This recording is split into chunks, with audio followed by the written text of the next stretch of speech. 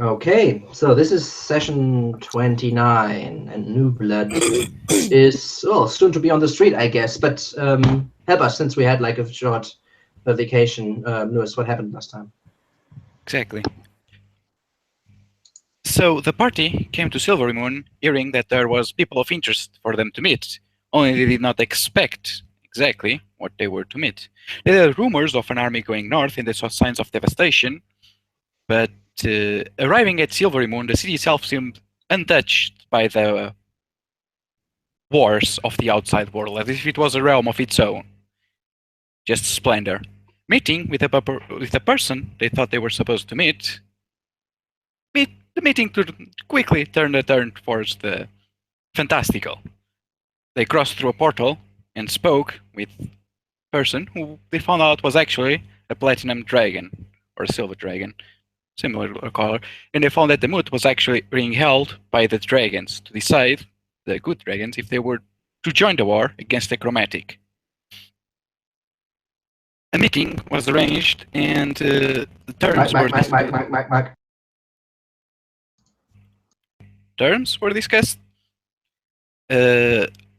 Although it wasn't exactly final, it was decided that the dragons would assist us if we agreed to some of their terms, which it did. I won't get into detail here. Returning to Silvery Moon, the party tried to find out more information on how to proceed next. We spoke with some mages around town. We did some scrying on people of interest in other locales on where we should head next. But before we could act, as we were speaking with one of the local members of the Lord Alliance, the city became under siege. It seems that the army that we saw down south, but this is only the party's conjecture, has traveled north and is now attacking Silvery Moon. We quickly led a raid outside to capture or get information, and we only managed to capture a kobold, but we did figure that there was a pretty large army, but considering it's a blizzard outside, we decided not to push our luck and return. We interrogated the kobold and found some useful information. They have a large army, they plan to sack the city, and their siege weapons are not exactly siege weapons. As we found as we led on a sortie outside, as the main army distracted their main army, we went around and targeted their siege engines, which were actually giant draconic drakes. Basically dragons without wings, spitting fireballs. We managed to take out of them and return safely, but as we returned and planned to report one blade, we figured that while we safeguarded the east, the west wall has fallen. And seeing the west wall fall, the heroes are now rushing to get there and assist. Anybody wants to add or correct any details?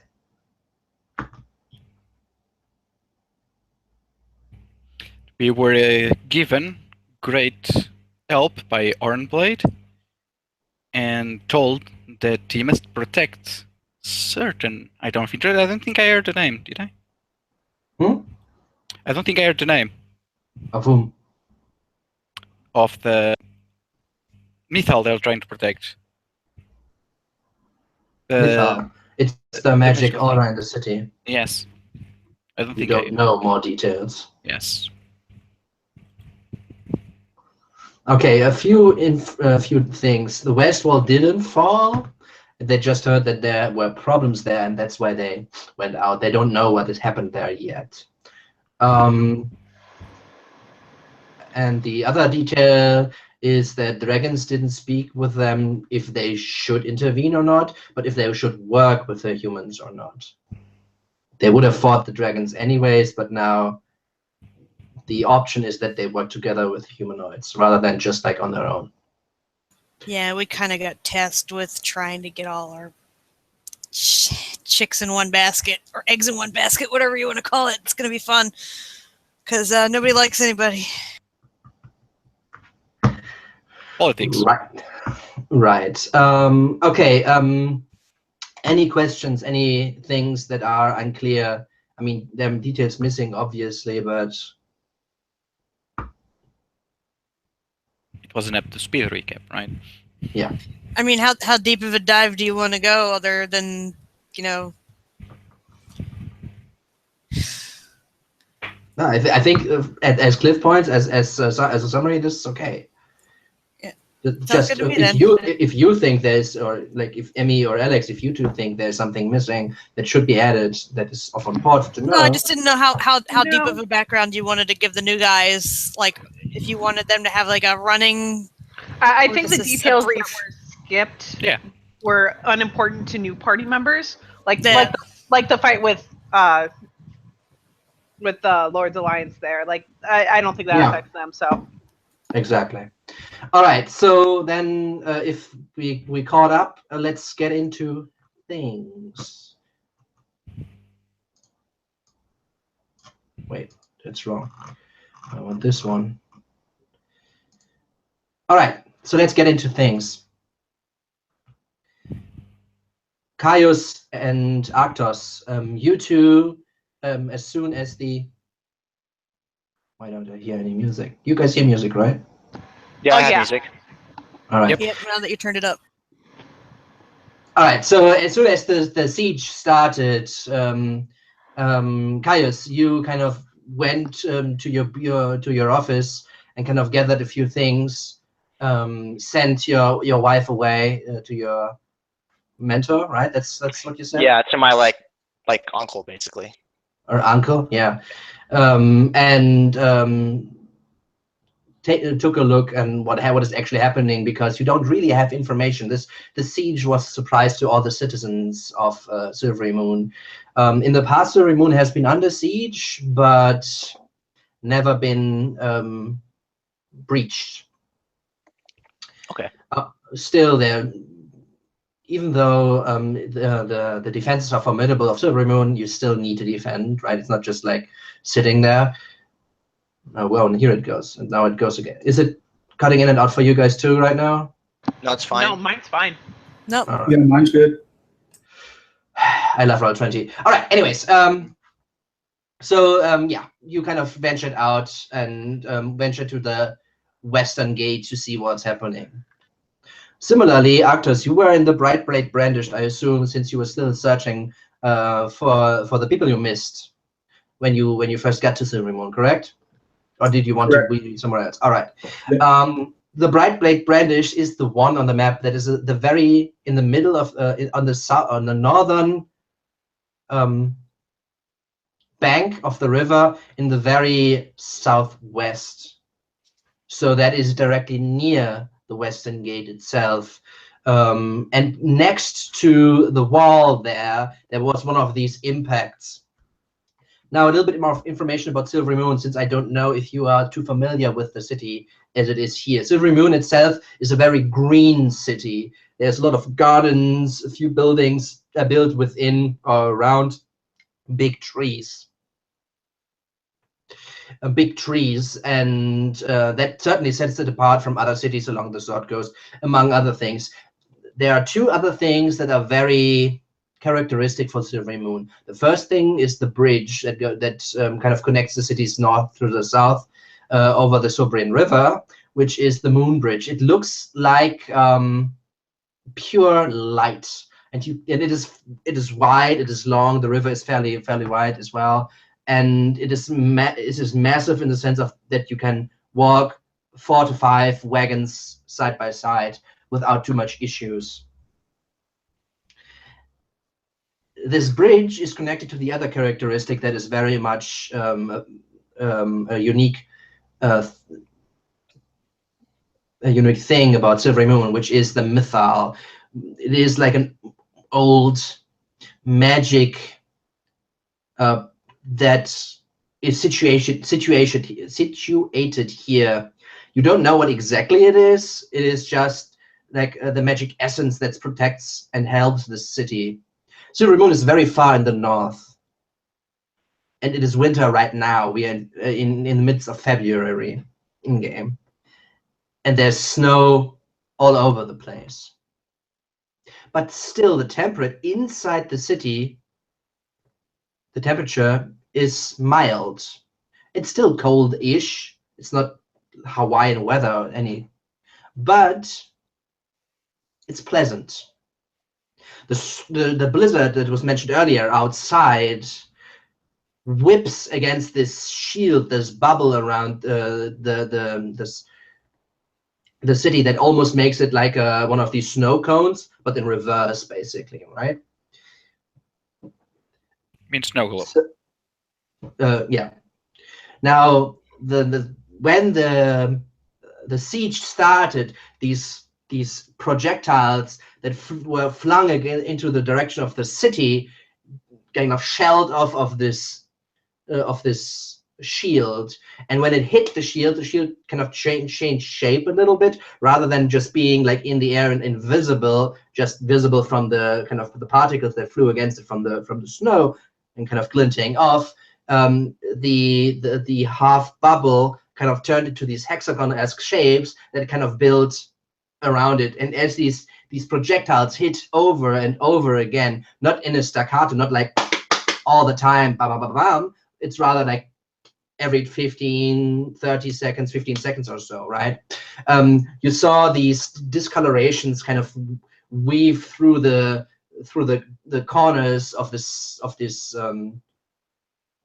shield. The shield, however, is not the only defense of the city. You also see the walls in themselves, which are formidable, being about 15, 18 or so feet high. The gates themselves as well, big doors with the portcullis and heavily fortified. So flying creatures cannot enter, flying people or whatever cannot enter the city, as well as the doors are closed. It is hard to enter the city at all right now. But you see, as these projectiles hit the shield, you see that it drains energy from it, or at least it pressures whatever is holding up this shield. Caius, you have a little bit more information, but I'll give that to you when it becomes relevant, okay? Sounds good. All right.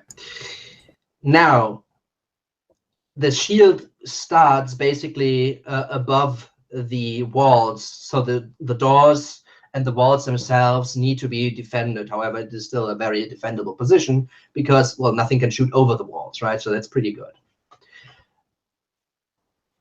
The siege now has been going on, it just begun, really. It's been going on for a few hours. And you are here and you see like a lot of soldiers swarming in, getting ready. And the captain of the guard, Draxel, is kind of shouting orders, barking orders to what to do. Right now, everybody is surprised, and like soldiers are coming in all the time as they're getting ready. But the spirits, everybody is serious, but it's not in the sense of that they're already have given up or so, right? Everybody is very focused on the job. Game faces are on. Right. All right. But what happened about 10 minutes ago, something big hit the front gates and they burst open. And as they burst open, a big drake came in, basically the size of an elephant, just like longer, rather than just like compact, right? And just burst through the gate after like 2 to 3 minutes pounding against it. You guys saw that and prepared, basically piercing this beast with multiple spears and killing it. But the door now, the big double door is open, and enemies are streaming inwards, getting repelled, and the melee has been broken out in the place directly behind the gate. All right, you're with me so far? Yeah, where's the main gate to the right, where the soldiers are? To the left, where the 2 is. Yeah. Nice. Okay. So just in that the after this big creature, what flooded inwards was small creatures, kobolds, a few humanoids, and these small, almost dog-like draconic creatures. Let me see where they are. So kobolds and these dog-like creatures just came in, swarming in, and now they're fighting with you guys. I would want you guys to roll initiative, please. All right. Not you guys. You're on your way. There we go. Big 14. All right, nice. And also don't forget the initiative for your guard person. Oh, yep. Got it. He's right here. Okay, I had Come on, it. stop rolling initiative. Oh, I'm so confused. You're Just the asking not two. me. Okay, got it. All right. There's one guard missing from you. I think, yeah, it's Joe. From your guard person, can you also roll initiative for him? His sheet is under the north. Yep, and- let me get there. Sorry, I didn't have a sheet ready. All right. As well as the attackers. Again, like there are loads of them, but it's just like humans in like leather armor, and most of them are these kobolds and these dog-like creatures, rather small, right? They're almost the same size. Okay. Are there guards with us then fighting? There are guards all around you. There are guards all around you fighting them off as well. And you don't see anything that is outside because of the bad weather. There's a blizzard outside, remember, right? And you still hear once in a while these explosions against this shield that is above you. All right.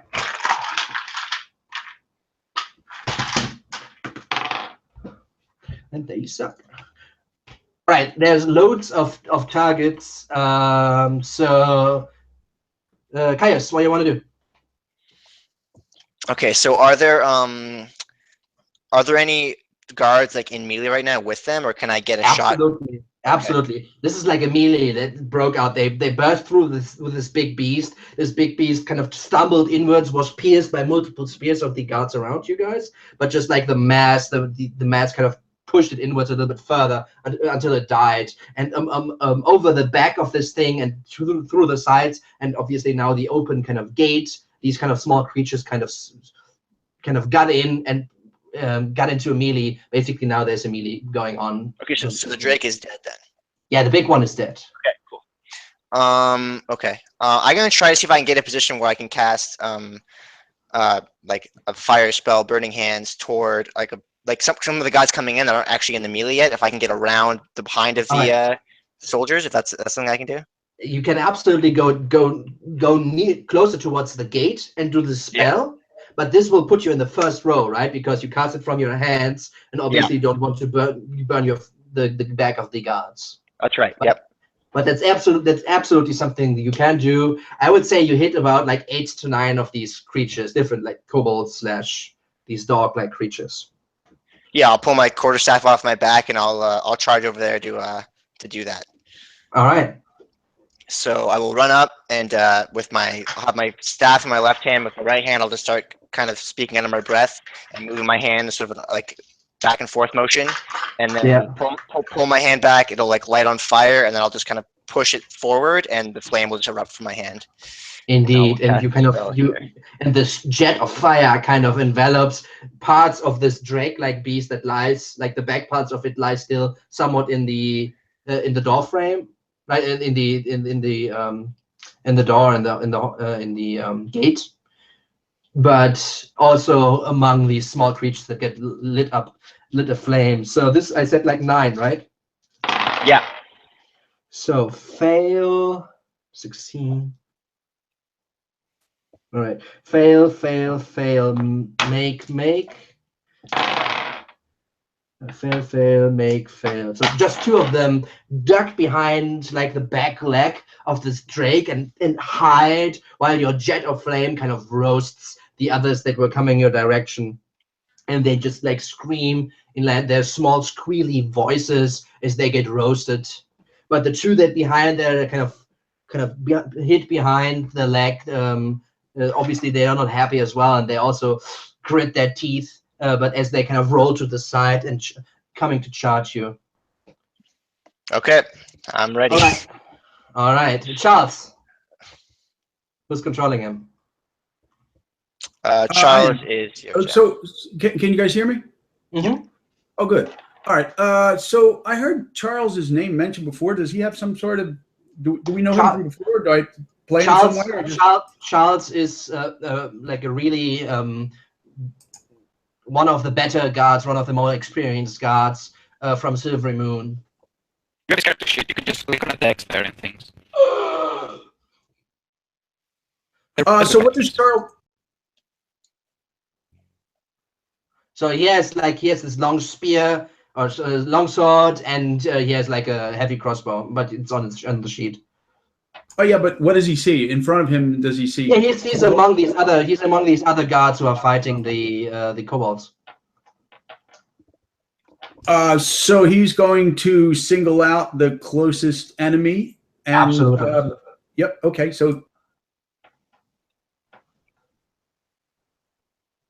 All right, shoots. You keep hitting your mute button. All right, so you don't have 2 shots. Heavy crossbow, you need to reload. And the first crossbow bolt, he just like ducks to the side in the last second as the shot flies a little bit wide. Not hitting. Anything else he wants to do? No, that's it. Sorry. All right, then it's up to you, Archie.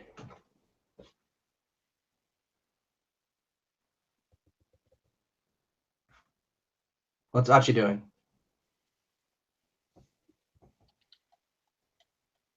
Nothing? He's muted again. All right, so the attackers kind of start to swarm in. The 2 that are heavily burned, Kaios, kind of try to focus you as you just like hurt them really bad, right? And they just like try to come for you, these small like kobold-like creatures going in there and trying to hit you. One just like throws his small like javelin, more like a toothpick, really, to a big guy, even though you're not like necessarily big, but just like human sized. Throws it wide, no problem to dodge to the side. The other one, however, uses your distraction and tries to stab for your quads and kind of pierces you, I assume, with a 22. Okay, is that me? You said sorry. Yeah, it's against you. Yeah. Okay, 22 hits for sure. Yeah. All right, and kind of pierces into your quad for 3 points of damage. Like chuck. Got it. That hurts. Yeah. All right, Jerry. That's you as well. Oh, that's me as well. Yeah, here we go. All right. So Jerry sees the melee in front of him. He has a long sword. He's gonna try to actually let's look at the stats real quick. Yeah, he's gonna try to get in there and hit a guy with his long sword. All right, kind of tries to shield more coming in. Again, like some of them are also crawling over the Drake itself, right? But at least like shield more of them coming in. All right, this will put him in an exposed position, but certainly you can try. All right. Yeah, he's trying to hold them back from getting over the Drake and like keep them there. Yeah, go ahead. Here we go. 26. Yeah. The natural, it's a 19. No, it's a 20. Yeah, that hits. Okay, so what does he do to this poor kobold? Well, the one that's coming over, he just pulls his longsword out as he walks up, and as it's trying to get over the Drake, he just full on swings, and if he kills it, he takes his head off. All right, that's so chuck right off. Here's a second attack. He's gonna go for the next one coming over with like a Right. stabbing attack. All right, yeah, like this is like one of the dogs. These quadrupedal kobold-esque creatures coming for you. All right, go for it. Yeah, that's it. And you wound it. So hit to the side. Nice, good one. All right, round 1 is over. Start of round 2. You hear other people coming from behind, from inside the city, coming closer. As the fight all around you starts to boil up, as more and more of these creatures kind of try to get in. All right, guys, what do you want to do? You have one in your face right now. One's right in front of me. Okay. Yeah. I will cast. Let's see. And you see more of these like dog-like creatures come through the small alley between the Drake and the gateway, basically, where it's lying. I will cast Dimension Door and get out of here because I don't want to be stuck in a melee with these guys. All right. So it's my action. and I will use my quicken spell, meta magic, and You read the PM I brought you? Yeah. All right. Because that was on that topic. yes, so that I could use it for like a full spell, basically, right? Exactly. Yes, I will dimension door back, and I mean, you have like where you want to go. You just like okay. So basically, the situation is as follows: you have this drake pushed through the gate, right, and then that on the side. You have these small like creatures, almost like Zerg, right, just like crawling in. okay. And you have these guard towers next to the gates, where you see like archers also like peppering these things from above. You have like a fairly big plaza, so basically just if Karens come in, they kind of can just go into different directions, so they don't block each other. But you also have like buildings, as you see, buildings on the left and on the right, building like a wide way. Awesome. Street. Okay, I'm So gonna I want to go dimension door up to the tower, like on top of it. on top of the tower, on top of the shingles too, or inside. On top of the shingles, because I don't know, that sounds cooler. All right. And then I will look down below me, and the ones that are still coming in that haven't been engaged with guards yet, I'm gonna fireball. All right. Exploding again. Like some of them will have cover because this thing lies in the middle, right? You can shoot it left or right. Yeah, that's okay. But absolutely. I kind of point my finger down, and a small bead of energy kind of sparks off from the arcane symbols that are glowing on my arm, and then it pierces down and explodes. So here's the fireball. Nice. Yeah.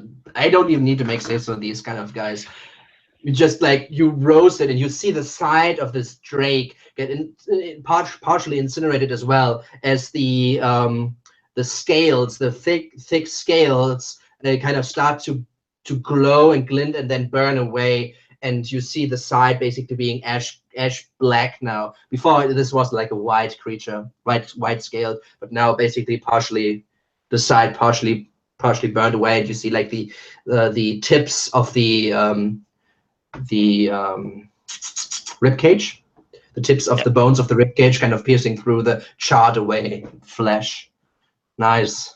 Got a good bunch of them there. And you hear like screams like from below, now from below, echoing out from outside, a little bit muffled, because right behind you basically is the shield now, and when you see through it, you see just whiteness basically because of the blizzard that's kind of going on outside.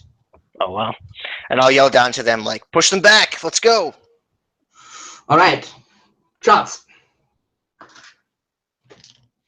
Yes. Is he close enough to the enemies that he can start using his longsword? Absolutely. They're coming in. Like some of them kind of got through. Like a few people that kind of built the first defense got through because they jumped over them from the head of the drake and tried to get away. But there's 2 and 3 rows of soldiers, and I assumed he was a little bit further in the back since he was using his crossbow. But there are a few stragglers. You can absolutely kind of just finish or try to get to.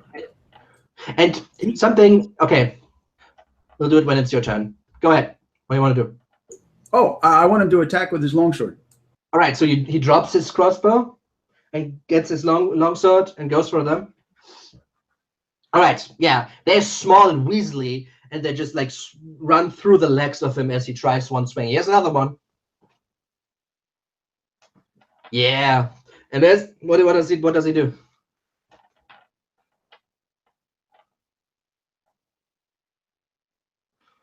All right, so as he goes through the legs of this of Charles, he kind of turns around and stabs him in the back and just like kills him basically as he squeals a little bit, and he turns his blade to finish him off. Nice. All right, Archie, you can give me a perception or an insight check if you want to. Okay, hang on a second. Mm-hmm. And while you search for that, what do you want to do? All right, it's inside, I'd like the roll. I guess doesn't change the roll that much. Inside is intelligence, so you have a little bit better.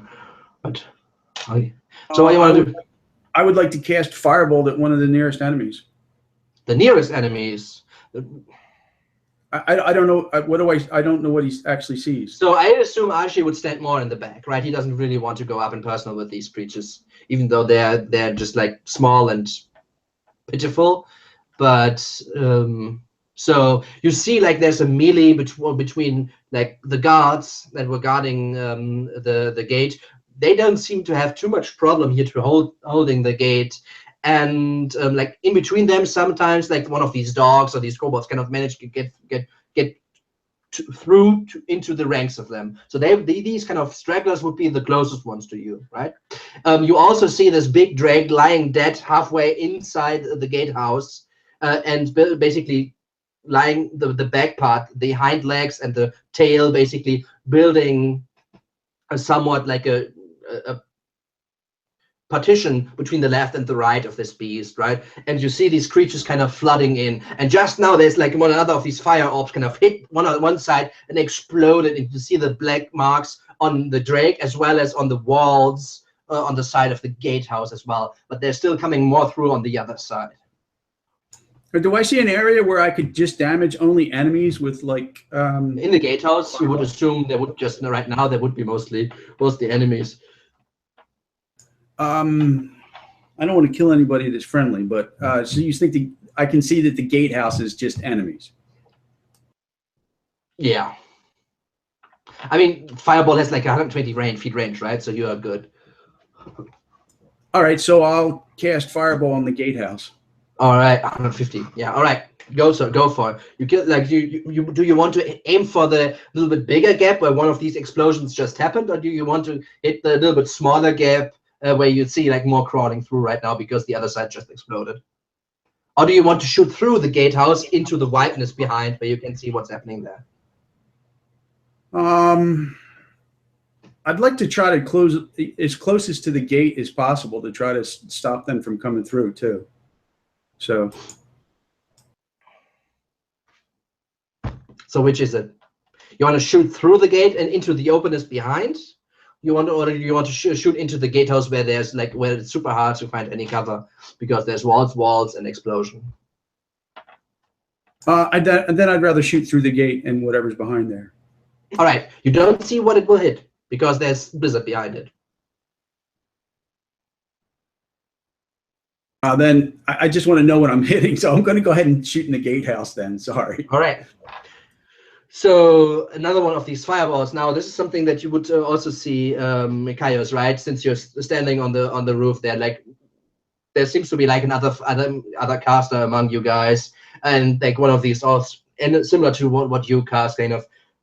What do you do to cast this spell, Joe? Archie. Well, so you'd see him bring out his spell book and fumbling through it, and then get up and then weave his hands and then point towards the gate area and gatehouse and cast the spell. All right. So as he does so, this orb of fire just like comes out of his hand and flies through towards the gatehouse, exploding at the other side, which you just did. The other side from where you aimed, Kaios, right? So both sides basically explode like 1-2 in a 1-2 punch kind of thing area. All right, so this certainly kind of stopped the onslaught for a second, or at least for a second, maybe more. But there's still a few of these creatures near, and they're trying to get through. Now, also, Kaios, you can give me an insight check, please. All right. What you realize, this is a suicide attempt, right? This is obvious. These creatures. All right, so you certainly does this. So both of you realize this is a suicide attempt. They have no chance getting through, like killing these guards. The guards are here. They are well equipped, well experienced, and trained. And these creatures are small. They're fragile. They're numerous, but in a it's like 300, right? Like in a small space, it's super hard to make your numbers really count. So this is something, Joe, you realize. Kaios, additionally to that, you realize that the stragglers that get into the ranks of the soldiers don't fight the soldiers. They're just trying to get through. Okay. They're just trying to get through into the city. It is something that you would realize just from their movement. It isn't necessarily super clear for just like onlookers, because this is like a chaotic scene, right? All right, at this point, it's Jerry's turn. All right. Jerry's going to try to hold the line here with some other soldiers if he can, and keep them from coming forward. Yeah, he just like, he has like, his hair is a little bit burned from the fireball. The kind of a bird exploded a little bit before him, not wounding him, but like certainly not very nice, right? But yeah, Right. absolutely. Okay, yeah, there's still a few ones moving. But halfway, like hidden underneath or behind some legs or some of these big drake. So there's still enough targets for him. So go for it. Does he have his shield at all? Oh, he He does. has shield, yeah. Okay, yeah, he's gonna have his shield out and kind of try to do like a shield wall with the other people, and then Yeah. push forward and stab as he goes forward and try to push them back if he can, Mm-hmm. because we don't want them coming through. So here we go. All right, that's it. And he's gonna Well- do it one more time. Keep pushing forward with the shield out, and like he's behind the shield with the sword over top, and I he's just stabbing forward as he moves, and they're kind of Yeah. like trying to move the shield wall forward. absolutely. Oh yeah, getting another one. Chuck, pushing in. Now everybody give me initiative. They didn't give me initiative thus far.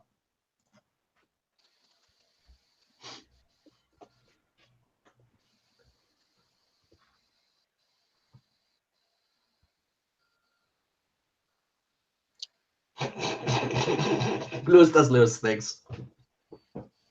Emmy? Yes. Initiative. Sorry. Find my character. There we go. Someday it'll roll. There you go. Woo! I don't know how I Did can you? have. I love your decimal points. It's like, how can I have such high decks and get? Well, you roll twos. I know. It's You dude, Gulda? You dude? oh, my dude. Yes. Roll my dude too. I forgot about my dude. Dude, he's gonna roll higher than me. Watch. He's gonna be a jerk. Sure. I mean, it's hard. Oh, he rolled a 3. He rolled higher than you. He rolled higher than me. All right, Getting so bonuses. you guys were on your way here, and on your way here, basically, you were on horse, if I remember correctly, right? I believe so. All right. Yeah, it is actually pretty loud, Alex. Oh, mine? Mm-hmm. The vacuum, not vacuum, the AC. Is that better? Yeah, I think it is. I don't know. Okay. Anyways, so you were coming on the horse, kind of riding along, and you saw like the outskirts of the soldiers you see standing on the plaza and kind of using their crossbows to shoot like in arches into the gateway, basically the gatehouse, right? And shooting everything that is inside there. And you see, like, as you start to get closer, you see these kobolds kind of trying to crawl over the big drake. But just before you come around the corner, you hear 2 explosions that kind of flicker through this place and kind of basks the opposite side standing houses in this orange to yellow light for a second as it explodes. What do you want to do? Okay. Are there any stragglers that are going by me? None have managed to get through yet. Okay, then I'm going to go for the nearest whatever creature is near me, Mhm. and I'm going to go ahead, dismount Yeah. off my horse, and run at him. All right, so dismounting costs half your movement. So you would need to use your bonus action to move to get to 1. Okay, yeah, that's fine. All right, but yeah, you can. So Okay. how does this look for everybody? Okay, so now with paler than ever, I'm running in, and so I just leap off my horse and actually like leap over the guards to get into the fray, and I've got my quarterstaff overhead, and I bring it down on the first one I see. All right, yeah, not hitting it. It's not knocked out, but it like you break his arm as it hits the arm, and it's like. And then I swing back around trying to get him again. That's enough. All right. So. So I mean, I just like hit him straight in the neck, and he's out of breath and just crumples to the ground. And then I look at the guards and say, well, hurry up. We don't have all day. Sure. George.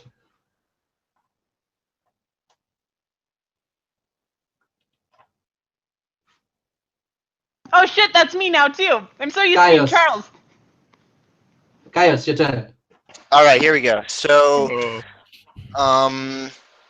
still a bunch coming through, right? Yeah, it stopped for a second or two, but there's still like some started to push in now again. Are there any big like pieces of rubble that have kind of crumbled that look like they could block the doorway at all? From the explosions of the fireballs, like a little bit crumbled, but it's not big enough to kind of. This is not a ruin, right? This is like a city probably built. So, not maybe outside, but I mean, you don't want to go outside. Fair enough. Okay, I will cast. Let's see what I want to do here. I'll cast Magic Missile at the nearest one. All right. You want to use Magic Missile? You can cast multiple on multiple targets. You want to kind of just hit one, or you want to? Yeah, I'll fan it out. Okay, you have 3 on level 1, right? Yeah. So you want to go 1-1-1, or you're gonna 1-2-1? 1-1-1's good. All right. Then give me your roll. Point down to 2 or 3 of them. The with my left hand this time, and the arcane symbols will glow again, and then just like this energy will kind of start spinning on my hand, and then they fire out in 3 different shots and move out to different people. So here we go. All right. What color do they have? They're blue. They're like blue. A bluish white color. All right. Nice. This is like the okay. It doesn't matter right now. All right. So it hits 3 of these. Like yeah, they look up and see you like standing there, kind of looking a little bit. Like on an angle down to them from behind, as other archers also shoot in their direction. Nice. Anything else you want to do? I want to start looking and see if I can find anything. If I see anything big, even if it's like the Drake's body or something like that, anything big enough that I can use to try to block this doorway. The Drake's body in itself is long, right, and it lies a long way in the gatehouse. So the Drake's body would be big enough, certainly. Okay. But not like rocks, right? This is like, even if it's heavy, it's still flesh. That's fine. Yeah, I'll think on that. Yeah, think on that. I'll just mention this is a siege. This can take some time, right? Yep. All right. Okay. So anything else you want to do? No, I'll let my turn. I'll stay up where I am. All right, Thorin.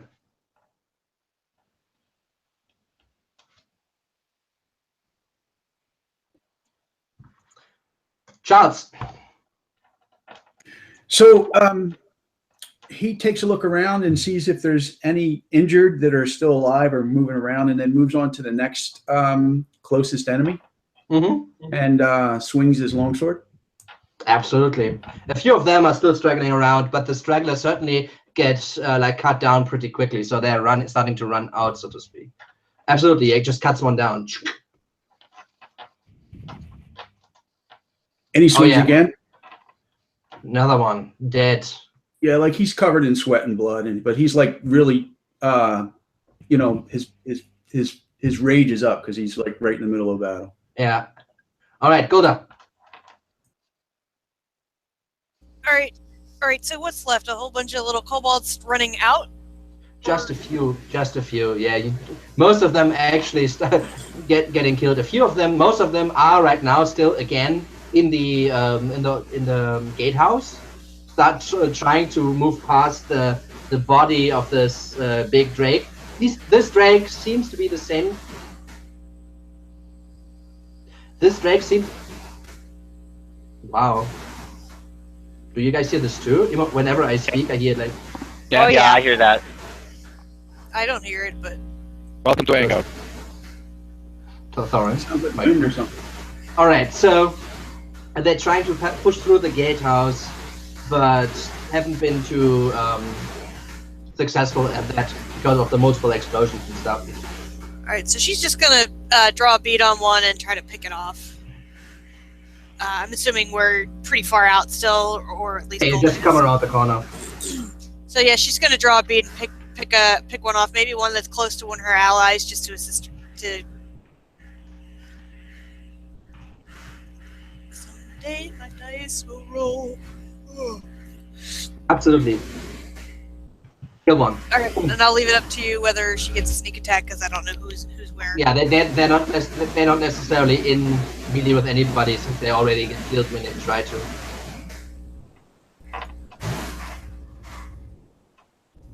Alright. Test? Yeah, it certainly is a... Alright. Okay. So, next one is Archie. Yes. So, are there any kobolds left in by the gate? In the gate, yes. The stragglers at this point, there's maybe 2 left. He has a cantrip firebolt that he's going to use on one of them. All right, I think you have 2 shots. No, it's stronger. It's not a warlock thing. All right, yeah. All right, yeah. It doesn't die, but you badly wound it. Okay, what do you do? I cast my spell, and I guess that's it. I hit him. That's all I can do, right? I think can't do anything else. Okay. So now attacker's turn. This attack doesn't seem to be going too well.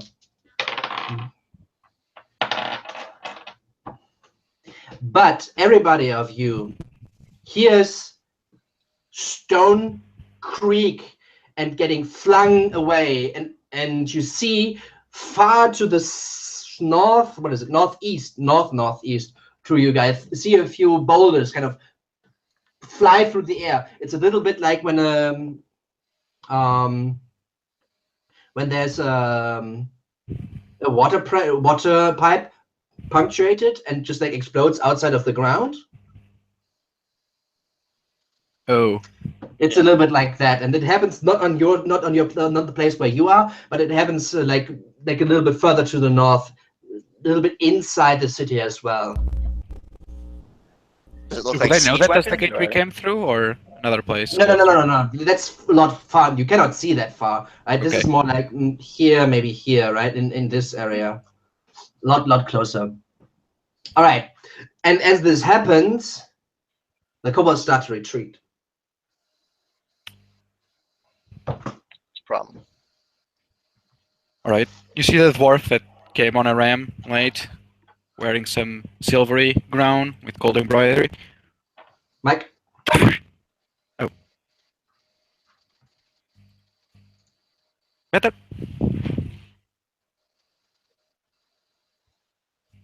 All right, Jules, let's start with you then. So he sees this as well and hears this, and kind of everybody ducks for a second as these kobolds immediately as this happens start to retreat as fast as they can.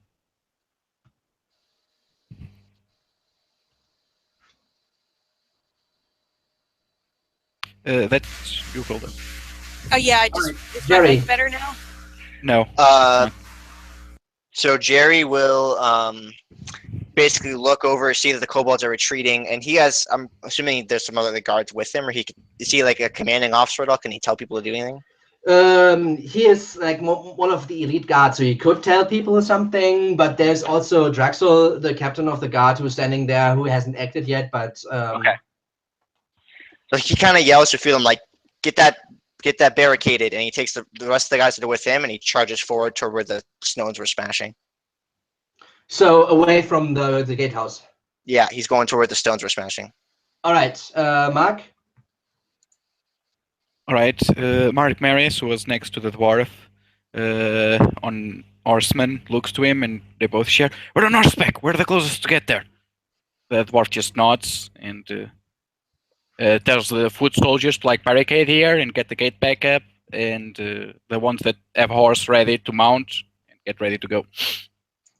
All right. On the start of round 4, Draxel, the captain of the guard, shouts, "Push!" And he kind of looks into the room. You, and you! See what happened there! Report as soon as possible! The rest of you, get them out of the city! As the guards kind of start to move forward, and the last kind of bolts fly over the heads of the others, hitting a few of the kobolds, who are, again, retreating right now. All right, Marlene, you are in the midst of the guards, just punching one of these kobolds to death. And you also had just heard this explosion to the northeast. Okay, the guards around me, are they heading towards that explosion? No, most of them are kind of starting to move past you, I mean, depending on where you're moving, towards the gate. Seems to be that they're going the direction. Maybe they want to sell you out, whatever. You just heard. You just heard what the captain said, right? So. Okay. Well, if the guards are doing that order, I'm going to head for the explosion. Actually, the nearest building. What I'm going to do is I'm going to run up the side of it and get onto the roof and see if I can see what's going on. Mm-hmm. The buildings here are fairly tall. Fairly tall in the sense of they're 20-foot tall, right? I mean, you still can move it, but moving up is slows you down, right? A little bit, I think. I don't think it does for me. That's what I'm not sure. I think you can just automatically go up, but I think it slows you down still, but I don't know. There's going to be like an acrobatics check, maybe? She doesn't need to. Let's see here. Okay. Ability to move along vertical surfaces without falling. It should just be if I can run up the wall and if I can make that distance, I should be fine. Yeah, so I'll just say it's still difficult terrain to just move up because it's a little bit more problematic, but you don't need to make any checks, right? Yeah, but I make it to the top, essentially. Absolutely, no, with your speed, no problem at all. You just, like, everybody sees this. I mean, a little bit like a spider, she just, like, jumps and like this, like, with most of ease, she just, like, grabs a few, like, Assassin's Creed style, just like up, no problem at all. And then you stand on the slated roof of this building. So you go up to the crest of it. You still have movement left. Yeah, I mean, if I can move, as fast and as quick as possible. But mainly, I want to see what's going on down there. Mm-hmm. There's a few other buildings in front of you, in between what the next place over. Mm-hmm. But you still see like a few of these rocks kind of now just like falling down and smashing into like other roofs. You hear like some cries from over there, and just like a commotion. It's still out of sight. This is your movement. I say this is your entire movement. Can I move to the next building then? You can jump. Yeah, sure. Yeah. But that would be your next movement, right? This would be your bonus action movement. I think you need like a key point to use for that, though. I don't know. Question? I mean, for what now? You mean Step of the Wind? Is it? I don't know. Yeah, if it is. Yeah, but you can use action as well. Yeah. Microphone. Okay, yeah, so I mean, I can use a key point, Step of the Wind, bonus action, and my jump distance is doubled too when I do that. So let's jump to the next roof and just keep sprinting. I meant with your bonus action to move, to use it as a move action. Is that about a key point? Yes. It's a key point, and I can use the dash action as a bonus action on my turn. Yeah, that's what I meant. Or you can just use your action as a bonus action, as a movement action, right? I mean. Yeah. Let's start with the Step of the Wind bonus action. All right. So this is the best of, again, it looks very Assassin's Creed, right? As you just like jump from one building to another, and you're quick. Everybody sees this, and she is quick, like really, really fast. As you jump, and you get to the last building. Do you want to just like jump onto the place, or you want to be a little bit more careful about it? Can I see what it is first before I jump? What's down there? Like, I don't want to be jumping into a hole if shit's just burst. and thus she died. I mean, I could have died a lot of ways. So here's why I ask, right? You can just like slow down, go to the crest of the slated roof, and kind of peek over, making it stealthy but slowing you down. Or you can just like do 3 3-point jump, like on like from step to step, from side to side to ceiling, and then just like jump over, slide down the side of the slated roof, and then land in the midst of this place. That one. All right, this will put you in the middle of the next place. You don't know what is there, right? I mean, let's fucking do it. I'm ready. All right. So he is quicker than everybody else. As I will at this point remind you what I told you and what you told yourself to put on your card the beginning of this week, right? Okay, but yeah, she does so. As I said earlier, jumps from roof to roof, slides down the side of the slated ceiling, and falls down. As you fall down onto the ground, you see this is the next place over. This usually is like a market or something, right? And you see a few scared-looking like people looking out of their roofs and now just like trying to get away at this point. This just happened. So I'm still by this crowd.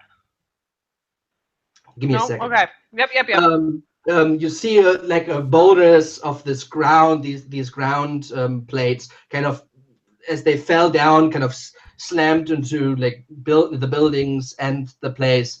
In the middle of this plaza, in the middle of this former marketplace, you see a hole in the ground about the size of, like, the diameter of it would be feet, God, about 12 or so feet wide.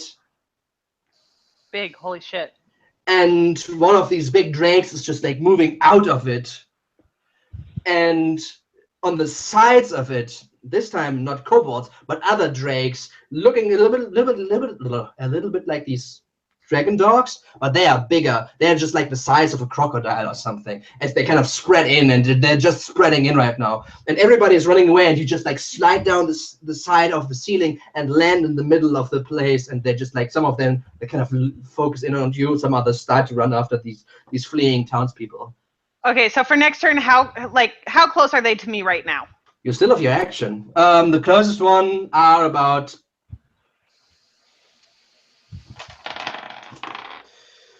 21 feet.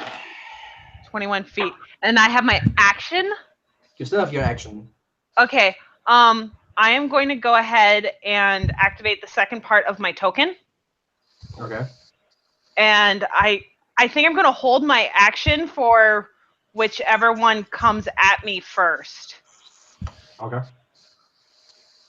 So once one comes into melee range. You will not be able to subsidize this way, right? But you know this, but you sure can. All right, so how does this look for everybody who's not here, but we'll soon see what is happening to you? So as far as how this looks, it looks like I just got in here still like wide-eyed and trying to figure out what the situation is. And I'm looking around to see if I have any allies near me, which I, of course, didn't think about because I never do. And now, as I activate the token, a crown of pale stones start to circle my head, and I just kind of take a stance, an aggressive stance, preparing for the first one to come at me. All right. George. Okay, so George, I believe, is still with the other group, so he's going to follow those guards and try and pick off some stragglers. Does he have anybody in, like, melee range for him? No.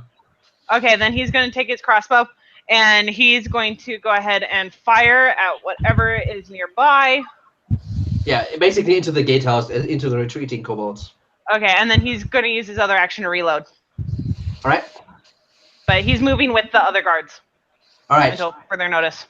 Caius, you also saw this explosion to your left, right, as you were looking into the city? Yes. Did I see them? And then you saw this elf, like from the build of her, it looks like one of these, just like run up the side of the house, and just like jump, and then just disappear out of sight as she was going down the side of basically the other side of the slated roof into the next place over, and you saw this explosion happening where she was running to. Okay. I did see her though. Okay, perfect. You don't see her anymore, right? You saw her running there, but right now she just like went down again. So from your point of view, she's hidden. Did I see the rooftop she jumped off though to go down there? Yeah. Then I will cast Dimension Door once more. I can move 300 feet at a 45-degree angle.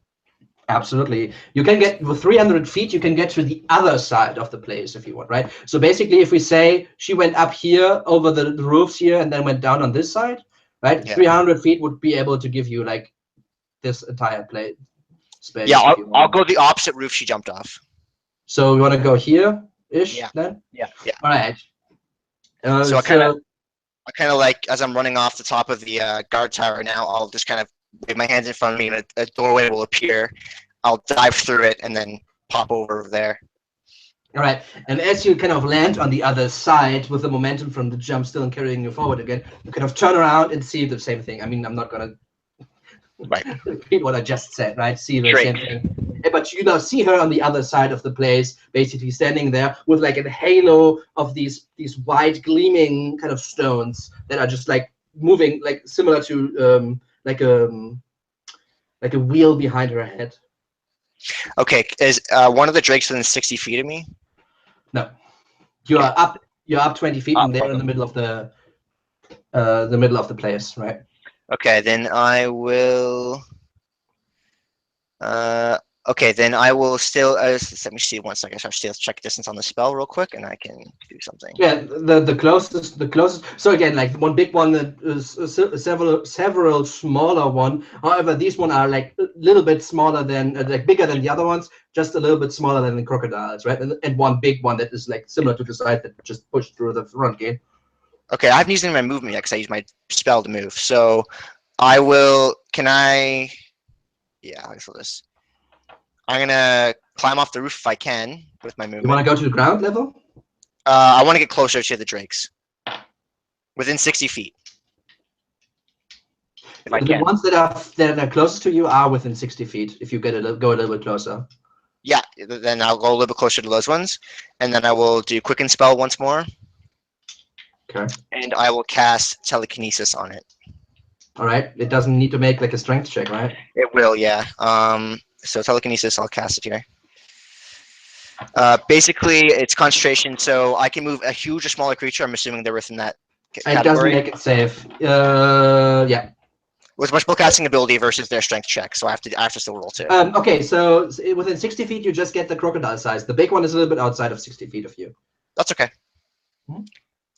So and it does fail the save. Okay, well, I rolled a 16, so as long as I didn't get more than that. Yeah, it rolled a 7. Because I didn't make an ability check for it. Okay, then I will lift it up 30 feet into the air. So I kind of like move my hands around in a circular motion. I drop the staff to my side on top of the roof. So I move my hands in a circular motion. The runes began appearing all blue colored on my hands, and then I kind of take both hands and push them like I'm going underneath the crocodile thing, and then I just lift it into the air, and that's my turn. All right. And yeah, Martin, you see this as well. It's one of these things, just like gets moved up and just like tries to swim in the air without any help there at all. All right, Thorin. Cavalry with me! And I lift the hammer and we'll go with the ram and dash there as quickly as I can. Rams have what, 40 feet, 35 feet? The rams don't exist. I use the elk status, which is I think 50 or 60. Sure. Within running, you get there. Right. Then I'll get closer to Malin. I don't think I can get to them. She is like far since she went over the ceiling. Yes. She is. You are the one side of the place because you need to go the way around, right? All But right. you see these drags push through. Some of them coming to your direction, some of them going to her direction, and you see one lifted into the air. And some of them also. I mean, there's some civilians around that are now quickly getting away from here, right? Yep. Just quickly steady the ram. I'll just take dodge then. I can dash with my action, not with the ram. All right. Okay, Charles. Yeah, can he see the drake that came up through the hole, or is he still just with the smaller party? Charles is still on the main at the gatehouse, where most of the soldiers right now are moving into the gatehouse, trying to push whatever kobolds, whatever, trying to get in, kind of out there and do what Draxel just told them. But he's going to push with the rest of the soldiers then. And are there any chances of encounters for him with kobolds? Not really, because the kobolds are running away, and he probably makes sure that that the kobolds that are lying on the ground are actually killed and they're not just like fainted or trying to play dead or something. Okay, he's also going to go back and pick up his crossbow that he threw on the ground. All right. And then that's what he's going to do. All right. Cool down. You're still on the horseback, right? So. Yeah, is my mic any better or still? Yeah, sounds good. So still on horseback, still at the gate, I'm assuming. Yeah. I'm guessing most of the little stuff's taken care of at this point. At the gate, yes. All right, so I guess she'd move up through the gate on horseback to see what's. I mean, you want to move through the gate? Well, we're on the outside, right? Looking in? No, you're on the inside looking out. I thought we were coming from the outside. No. We came in from the other direction last time. Okay. So there's stuff still trying to get through the gate? Doesn't look like that way, no. All right, I guess she would just kind of hold her ground and look and wait to see what's happening. If there's nothing apparent to be killed at the moment, she would just, be on guard. Sure. You see basically the soldiers kind of moving into the gatehouse, making sure that there are no further kobolds trying to get in. Doesn't look this way right now. And you saw a few others kind of run into the direction of the commotion. So there's a commotion? That I kind of... Sorry, I've been... You're refreshing. Yeah. I missed a bit because of the... Okay. So, yeah, okay. So I'll give you a quick recap. Your microphone is still acting up, but we just hear like when you speak, it's okay. It's just when we speak, we hear like a... There's like a humming noise. Yeah, but just if we speak. So just mute yourself when I speak and unmute yourself when you speak, and it's fine, right? All right, so I guess then she would move towards the commotion. All right. So again, the situation was as follows. As there was like an explosion, it's not really an explosion per se, but the ground was broken up pretty violently a few houses over on the next place, on the next plaza, next market, whatever you want to call it. And a few of the guards captain ordered a few soldiers to check out what happened there and report back. But he ordered the majority of the soldiers to basically secure the gate, and that's what they're doing. The majority is right now. You saw Thorin, a few guards kind of turn around and go into that direction. You saw like one human person who was standing on the ceiling on one of the towers jump off the tower, disappear in thin air. Don't know what happened to him. And you saw Marlene just like run out the side of one of the buildings and head to the direction of where these kind of the commotion was as well. That's what happened thus far. All right. Well, since I'm in control of Jules, she'll kind of direct him to stay at the gate and go check out the commotion. All right. So your horse is quick, so you can ride up alongside with Thorin, and you would see the same thing, which is one of these big things, these big drakes that one of them, which also you killed on the outside earlier, right? Broke through the ground outside, and aside from next to where it broke through and it's just like climbing out of the hole in the ground right now, are more of these smaller drake-like creatures. These are bigger than the ones you fought in the gate, but they are about the size of a crocodile, a little bit smaller. And they are those things. Right, but then it's your turn to get there. Okay, that's my whole turn. So just skip Jules. I'm gonna reboot real quick to see if that fixes the mic thing. All right. Now, Archie. Yes. Oh, so he is going to see that around the gate everything's kind of under control. So he's going to start walking towards the commotion.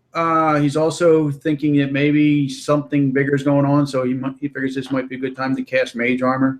So he casts Mage Armor and then continues walking kind of at a quick pace towards where the commotion is. How far is it? 120, 150 feet. So this will take some time. Well then, I mean, guess the people I talked with earlier were either on horseback or they were just like stupidly fast, anyways. But there's still some on horseback that are there. You can try and each right? Mm-hmm. For example. I could dash. It's 120 feet. Yeah. Yes. Well, I could dash halfway, and then I'll cast Mage Armor.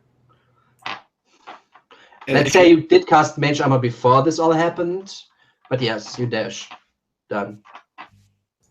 Okay. All right. Now these drakes that are kind of went out of the hole in the ground and kind of they charge after a few, as I said, a few of the civilians. Some of them try to run into the buildings. 3 of them try to get to you, Marlene, since you're the only one who kind of just stands there and tries to get away. And the big one just like at this point kind of pulls itself out of the hole entirely and just like looks around. Do you speak Draconic, Marlene?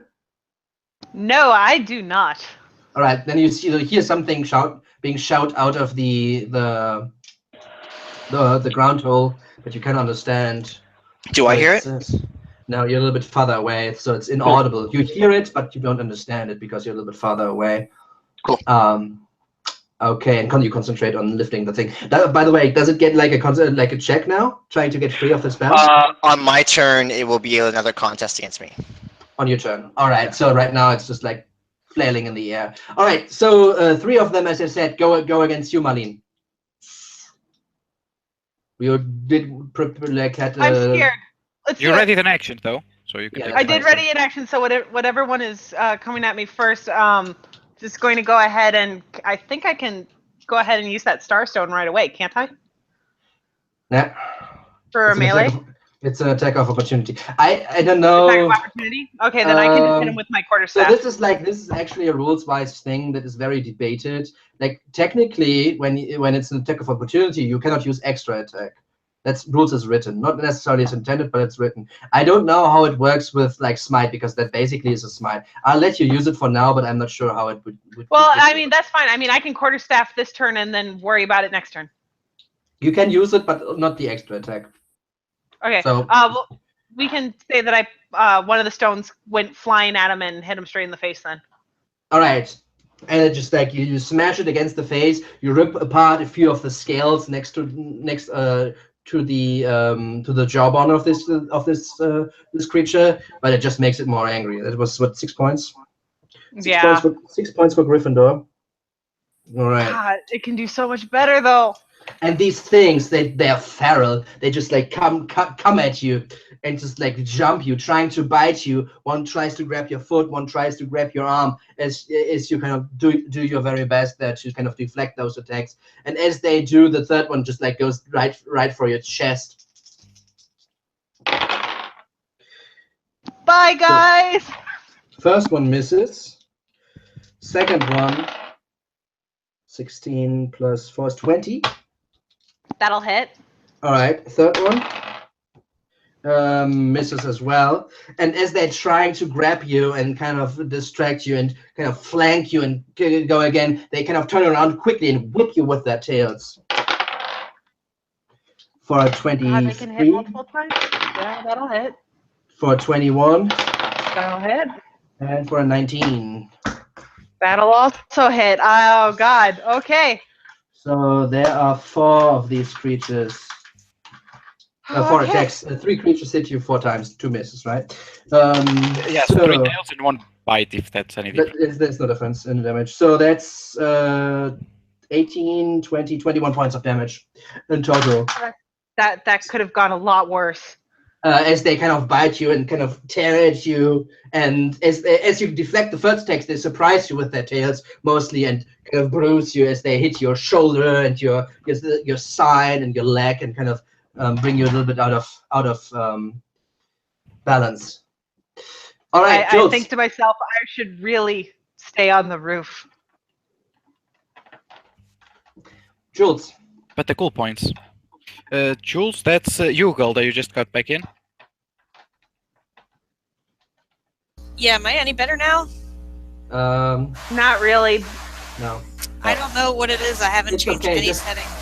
It's okay. Just mute yourself when it's not your turn, and everything is fine.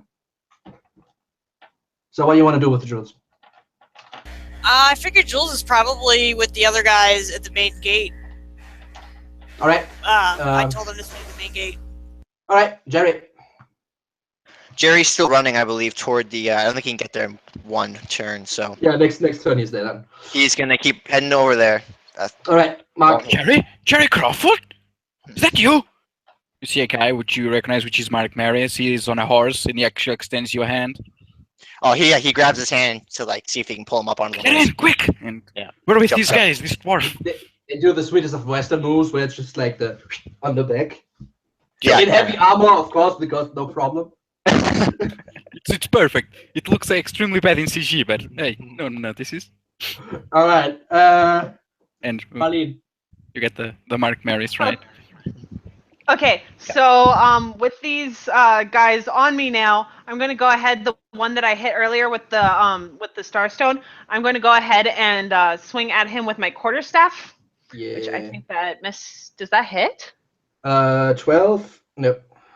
Okay, and then I'm going to go ahead and try again. But instead of trying to hit like I usually do, I'm going to settle into a defensive stance. What? I know! I'm thinking ahead! Defense! What? Who knew? Okay. He's all grown up. You're making like the dodge action, basically. Yeah. Yeah, so patient defense lets me spend a key point to use the Nice. dodge action as a bonus. All right, George. Good call. Was standing Yeah, at the was a smart the learned gate, lesson. huh? Well, am I correct? That's Yes, your moment. he is at the gate. Yes, he is Right. with the other guards. All right, I will just put him out there, the ones that are at the gate right now, because otherwise it's getting a little bit confusing. So Charles you. was coming this direction as well, right? No, he wasn't. No, he wasn't. All right, Caius. Your turn. Yeah, You see, okay. like a few guards now coming around the corner, kind of trying to ascertain the situation. As you see the elf kind of getting swarmed by these beasts. You still see like the light from this halo of whatever is going on with her, like around her, and she's like just like deflecting these ravenous attacks of these beasts. As the big one just like got itself completely out of the hole at this point. All right. Okay. I just realized I couldn't tell the never mind. So would you say that he's 30 feet in the air now? Is the wall within like if I pushed him 30 feet toward the wall, would he go over the wall? Like he go past it? Yeah, okay, here's a few things that you would know. He can't go through Okay, gotcha. because of the bubble, right? Then I lift him another 30 feet in the air. We have to make another opposed check. Okay, at the beginning of it, right? So let's Yeah, see. strength check. Yeah, I wrote a 4, so probably basically 19. Yeah, okay. So Another 30 feet up. So he's 60 feet up. That's more or less how far you can get at this point because the arch. yeah, that's as far as my spell can go anyway. So then I will let go.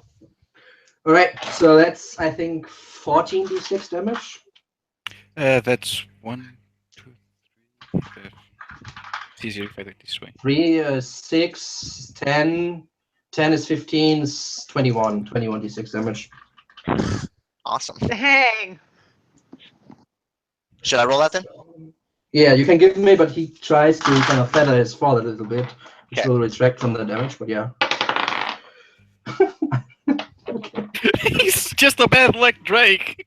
Has a bad time. All right, you don't even need to roll, I think. It's just Okay. dice.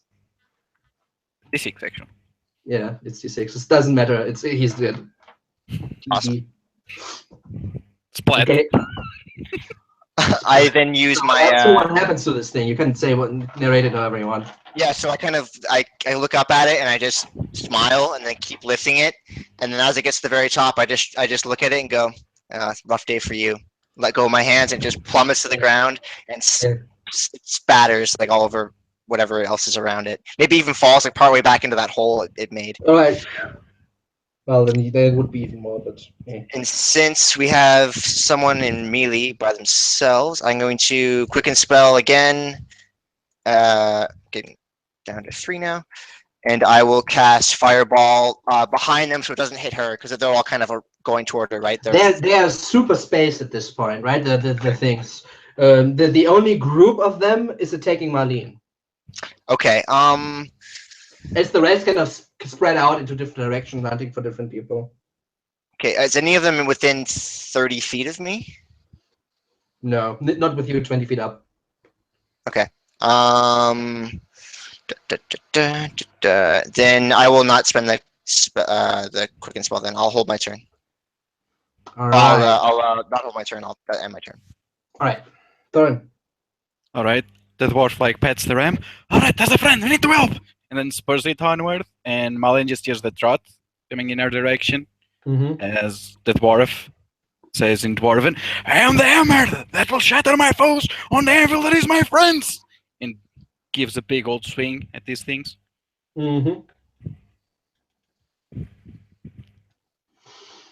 All right, so you can just get to one of them, and it is so you can decide to go to. So you went off from your ram, is that it? No, I'm still on it. All right, so then you could get to where Marlene is. Yeah. If you want. All right. Yeah. And so yeah, that's certainly it. Just the big old hit and sends it flying, and as it's like rolling on the ground and trying to get up, it just goes with ram and tramples it as he brings his hammer down on it, try to finish it. If it's not dead yet. Not yet. No, it probably is now. And just with a big old swing, crashing whatever was left of its organs. After that big old. Yeah. Nice. Then he looks at one of the others that is left. Johansson, get here! And gets to the next one, and feeling the momentum, just again brings his hammer back, and anyone that's seeing, you can just see like even the dust clears off the ground when he swings the hammer. It's quite brutal. Yeah, another good crunch. And another one goes flying as well. Probably gets back up. All right. Chance.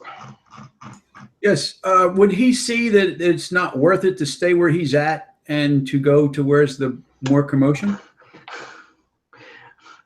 Well, it really entirely depends on Worth, right?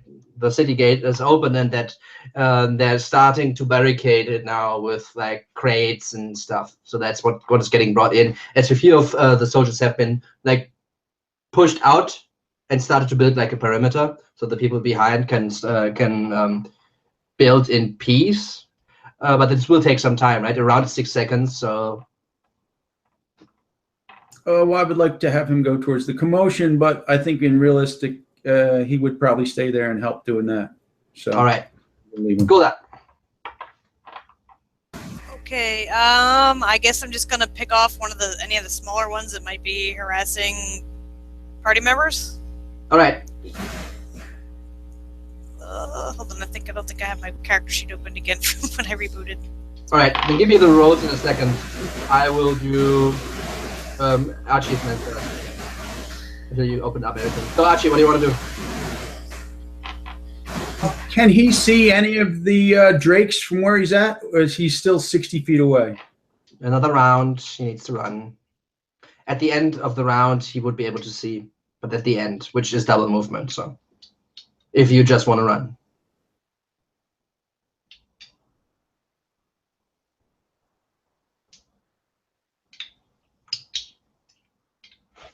So? Oh, sorry, I was mute. I'm gonna continue to dash. All right, Golda then. Already rolling. She's just gonna try to blink one off that might be harassing somebody. That's with backstab off. Snack attack. I don't see. Oh, there it is. Sneak attack. Oh yeah. Come on. How you kill it? I guess one of the smaller crocodile dog type things. It was slinking up on one of the guards that was hanging out with them, and she gets it right behind the shoulder blade, like right into the rib cage, and it just skids to a halt right beside the guy. Yeah. Knocking it out. All right, their turn. So there's just one left now, Marlene, in front of you. Let's see what it does. Alrighty, bring it. It turns around and goes at Thorin, since he seems to be much more dangerous than you are. I waited patiently. Then there's like an angry dwarf in between them. Knocked out maybe nearly 2 of them. So what did you roll? nothing yet. He's gonna roll at you and 14 smart and thing. 13, so misses twice. So tries to snap at you, but you deflect it with the handle of your hammer, and just the armor just like bites into your arm, but you don't feel just feel a little bit pressure. The clothes of this dwarf seem to be regal, like gold embroidery, but even when bitten, it doesn't fetch. Like there's something wrong there. For people. All right, but as it does, it just like looks and like and just jumps away. Both of you get an attack of opportunity. I'm gonna use the Starstone for that. Sure. Killing it doesn't matter. Before the dwarf can react, it's like. Just take a quick swing at it as I look where it was well. So how does this now? How does this exactly look, Marlene? As you use one of these stones. It looks like a bullet went through his forehead. Like it just shoots off from my head into his.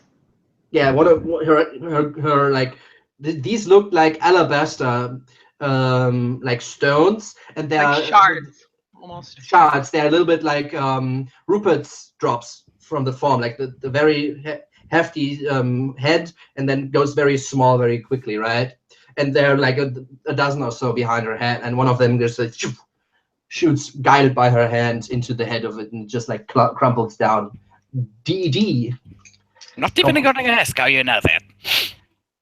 But as this happens, and you do your smart sentence there, both of you kind of turn around and just see like an acid spit coming flying your way. Both of you give me Constitution saving throws, please. Is this an area effect? Yes, it's Constitution. I think you can just do your evasion. Evasion, yeah. I think it's just. I think it's for dex saves though. Yeah, so I'll make a con save. Oh damn. Okay. It's not poison. No, it's not. It's acid. As the drake kind of spits into your direction, and this globulate of like acid stomach, whatever evilness it has, bile and acid it has in its body, comes flying into your direction and hits the side of the house that you would slid down earlier, right, Marlene? Okay. And DC is 14, so Lewis does make it. So you had take half damage. Mm-hmm. So that's 20. That's 20. That's 30. That's 30, 41, 43 points. And you see, as the side of the stone just melts away. I take that full 43? Yeah. I'm down. All right, and as Marlene gets hit and her clothing starts to etch away, and her face starts to bubble up as these acids acid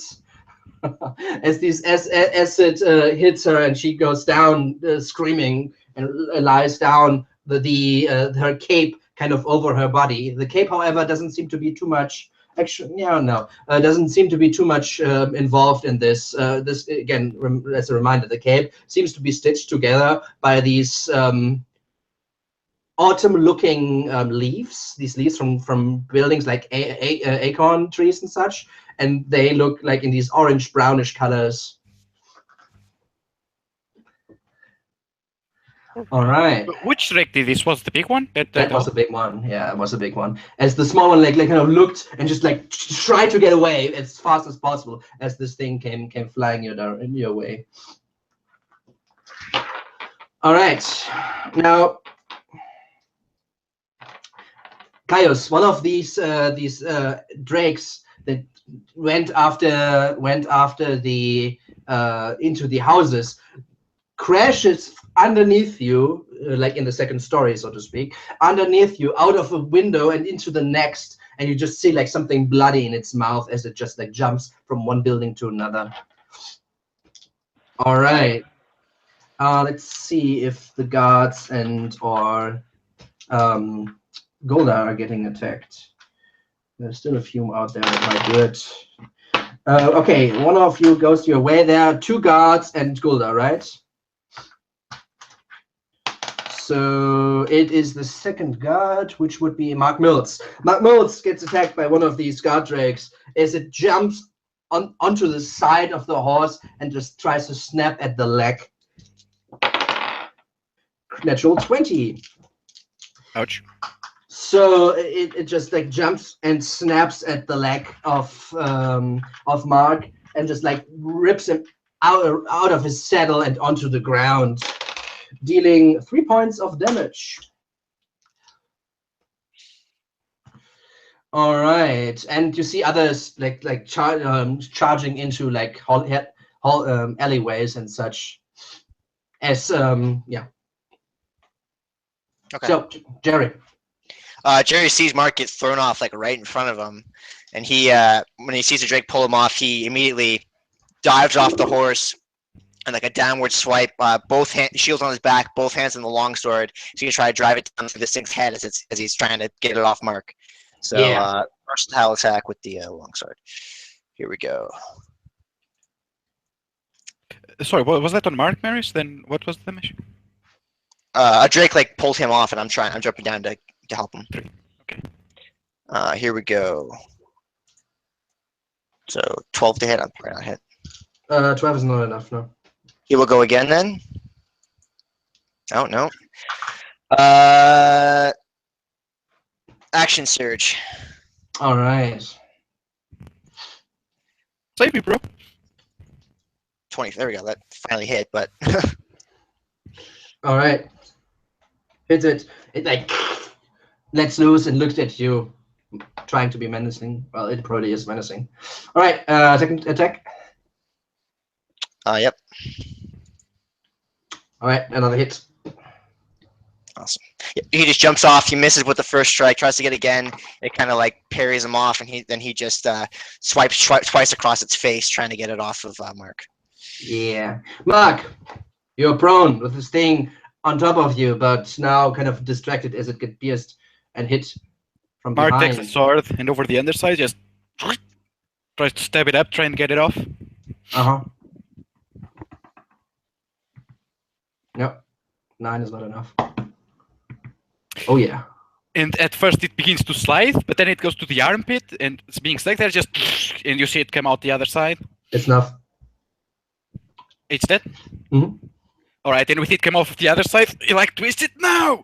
And you just go and take your sword and finish it, as I'm holding it.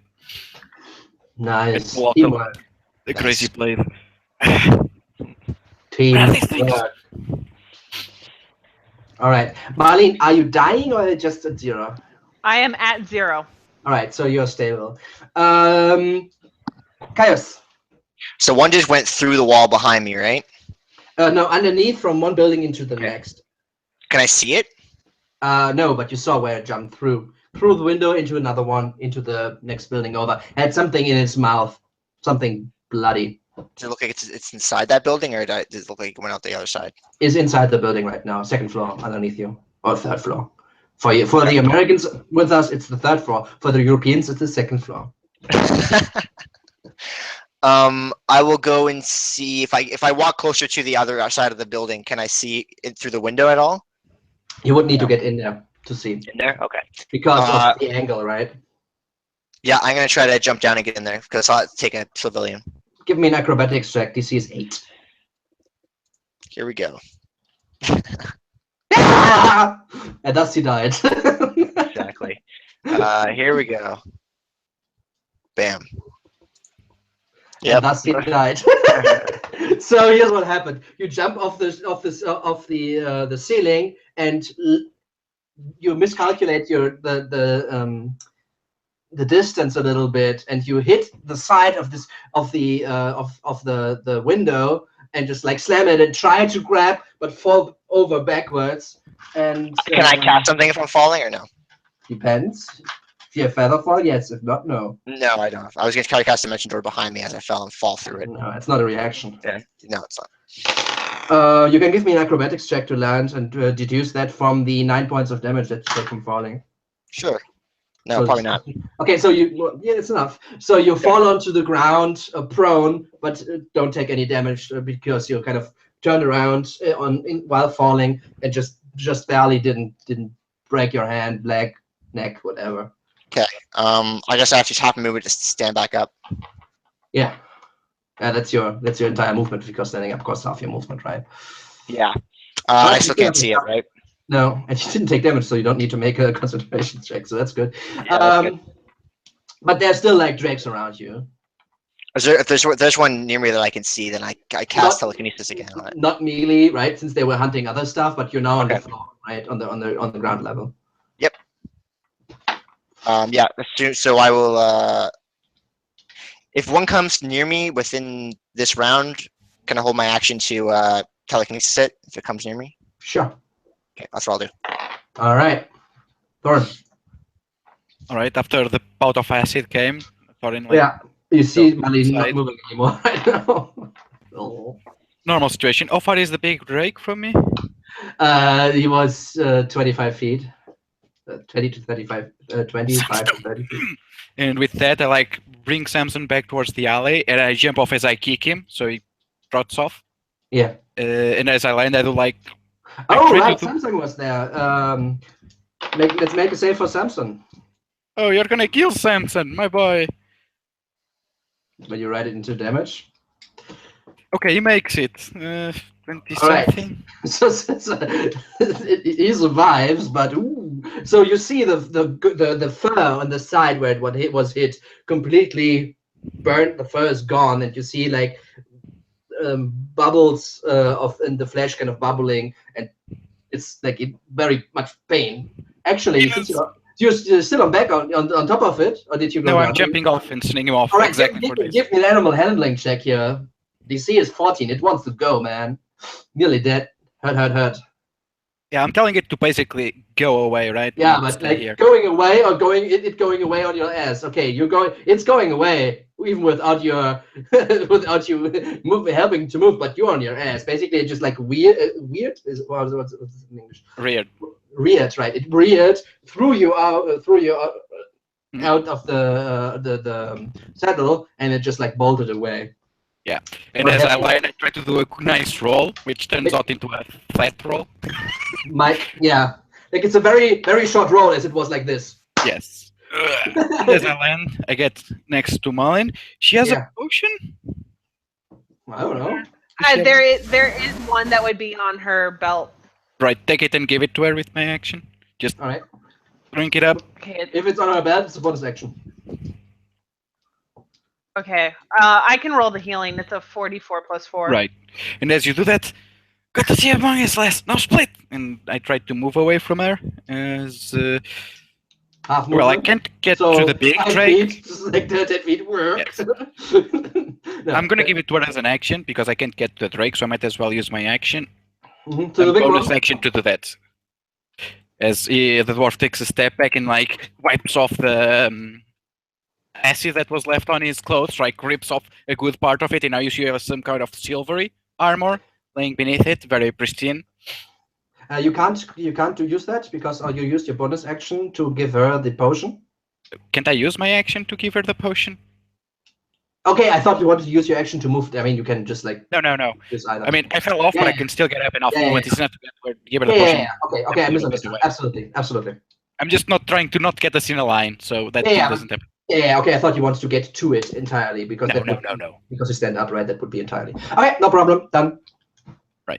That's it for now. All right. Cool. That. The same thing as before, just try to. We still got the big drake, right? Or is that dead? Yeah, the big one. I guess if there's no little ones harassing anybody, she's gonna blink at the big drake, I guess. Oh yeah, there are little ones harassing each other. They are dead, but you don't see them right now since they're like, you would know where they are because you hear them. They're charging after civilians, so they're certainly harassing anybody, but they're not in fight with any of the soldiers or your friends. She probably wouldn't chase any of the little ones down. She'd just take out the big one. All right. Come on, Dice, you can do it. Yeah, nice. Not a snack attack though, because he kind of saw you there already. Okay, no problem. That's good. 30 certainly hits him. All right. And By the way, has my mic gotten any better? I tweaked some stuff. No. No. All right. I don't know what it's doing. It's okay. You want to do anything else? Maybe get down off the horse and attempt to do a hide. Okay, so you can get into one of the sideways, no problem. I'd say in the city there. Yeah. So give me your hide. Yeah, stealth. Yep. All right, Archie, you are at the place. You see multiple of these smallerish drake-like creatures kind of hunting after different people. You also see one big one just like burped up an orb of death, basically, at two of the comrades that you just like found out about, and kind of rears around. Oh, okay, so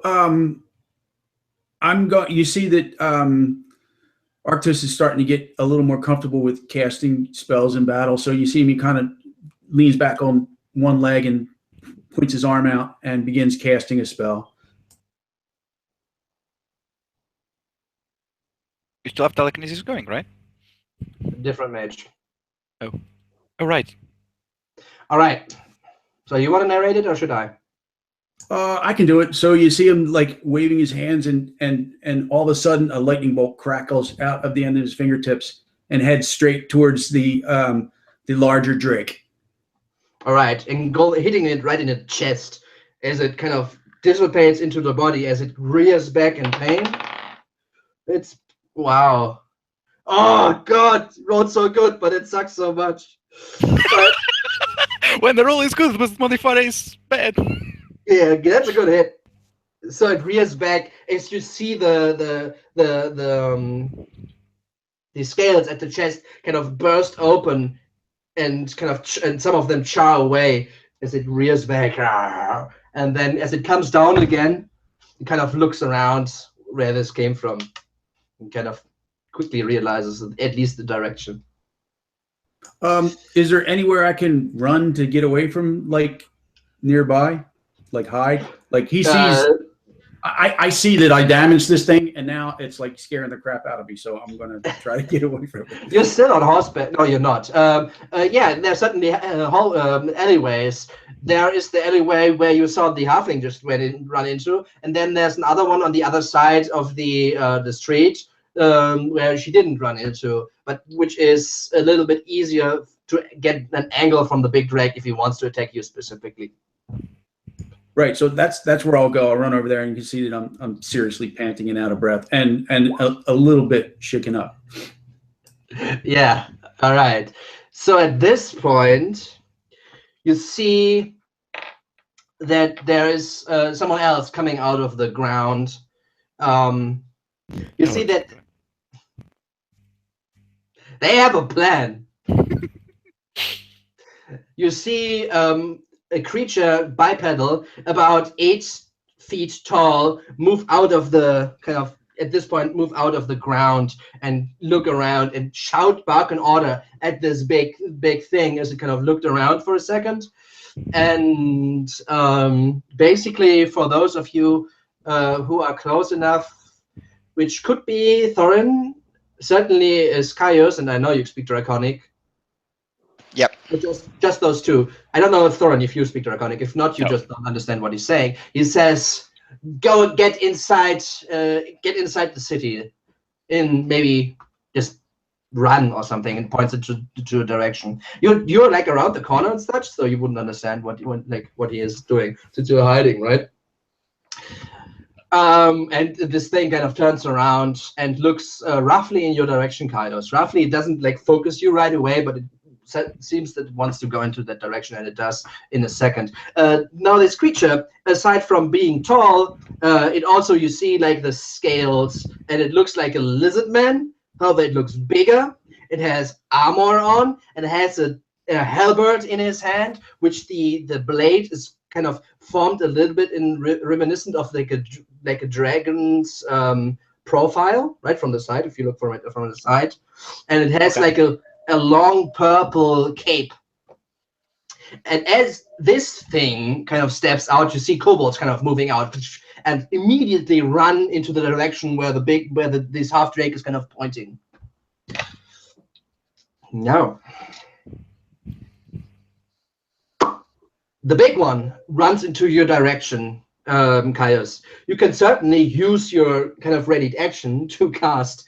Is it against huge as well? It's huge targets. Yep. Yeah, right. Huge to small. So you could try to grab this thing. It's not. Is it the big drake basically? Yeah. The big drake. Yeah. You can try to lift it up, but this obviously this thing is a little bit harder to lift up than the smaller ones, right? I mean. Yep. I'll give it a shot. All right. So I rolled 23. No, not. All right. So as you try to lift it, it just like runs, looks into the direction, it seems a bit, and just like smashes into the house side next where you're standing, and just smashes through the house. Give me a dexterity saving throw there, Kaios. All right. 18. All right, you dodge to the side, and just from the shrapnel and the destruction of this building, kind of flying into whichever direction, you just take half of 11 points of damage, so 5 points, as you just like dodge to the side of most of the stuff, right? Awesome. I just jump do like a roll to the side and get some of the shrapnel off my arm. Exactly. These kobolds run into your direction as well, and two of which kind of focus you, but since they just came out of the hole and kind of like followed orders, they just like run. They run at you as you're kind of lying on the side, just getting up, as two of them trying to attack you next round. The others, however, just like run past you more or less, right? Or like the or a hallway over or something, right? And the halberd guy just stands there, or he runs a certain direction? Now I'm getting to that,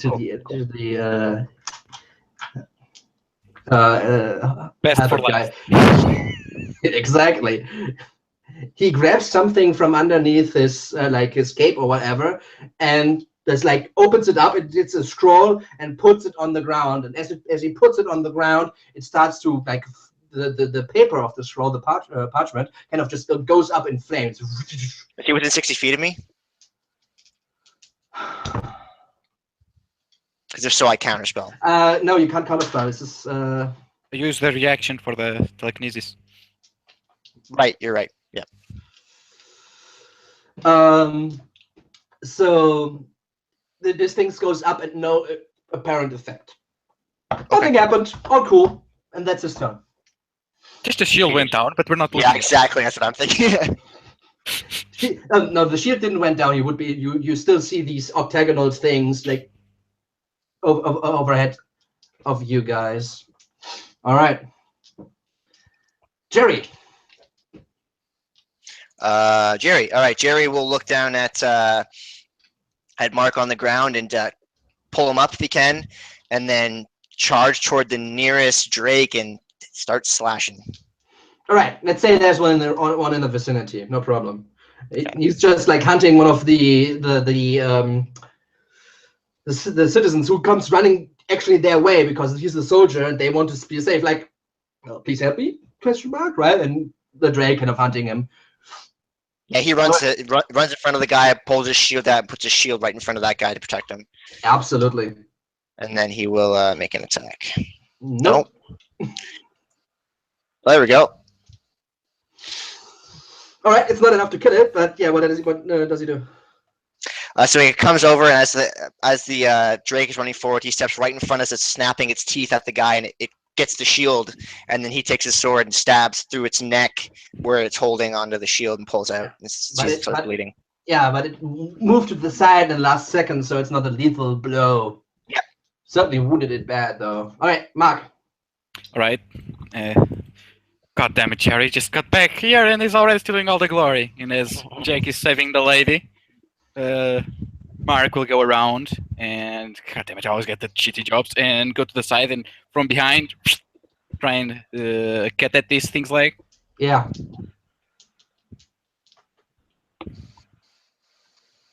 Cut away. There we go.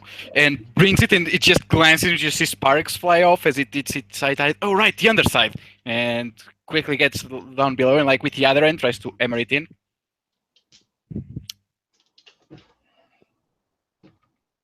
And let's see how it goes. I'll just do everything. All right. And it just hammers it in and goes on the side as a thing like owls in pain and twists the blade before pulling it out and like it's limping on one leg. All right, microphone, end of his turn. Marlene.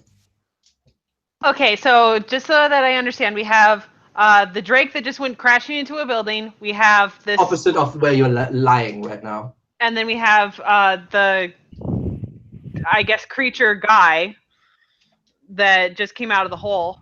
And what's going on with this kobold group? Also running after where the big Drake is going. Okay, but they're not there yet, correct? No, they're at the other side of the. They're basically. It looks like they're swarming another human who's just like on next to the wall, trying to deflect as many blows as some of them kind of going against him, and others just like seem to run past him or into another alleyway next to where he is. He's from your point of view. It's on the other side of the plaza. If I go after the kobolds, essentially what I want to make sure is I'm out of range of that goddamn Drake. At least melee. They're in the same region where like both of them going into the same direction. Both groups. Okay. And you're on the other side. I don't even know, depending on how fast you are, you can actually not get there. Fuck. Okay. So is the only guy I can get to the creature right now? The only guy you can get to easy would be maybe one or few drakes in the alleyways behind you, the smaller ones, the crocodile ones, or the humanoid drake person who just cast this, who just did nothing, just like opened like a scroll and nothing happened. But he's in like armor and everything apparently. Mm-hmm. Last time I did that, I got banished, and I did like it. I'll go into the alleyway after that Drake, but I'm gonna be cautious about it. Sure. As cautious gets this time. Sure. I don't have enough health for this. And God, and. Yeah, this is a little bit like how the humanoid looks, although the scales of this one are white. Scales on this one are white. Okay. Shit.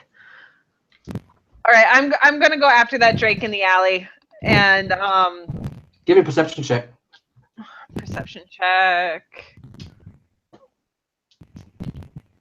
Yep, you find one. It seems to be in the first. You hear one. It seems to be in the first level. Sorry, second level for you guys, for Americans. So one level up, and you hear like some screams.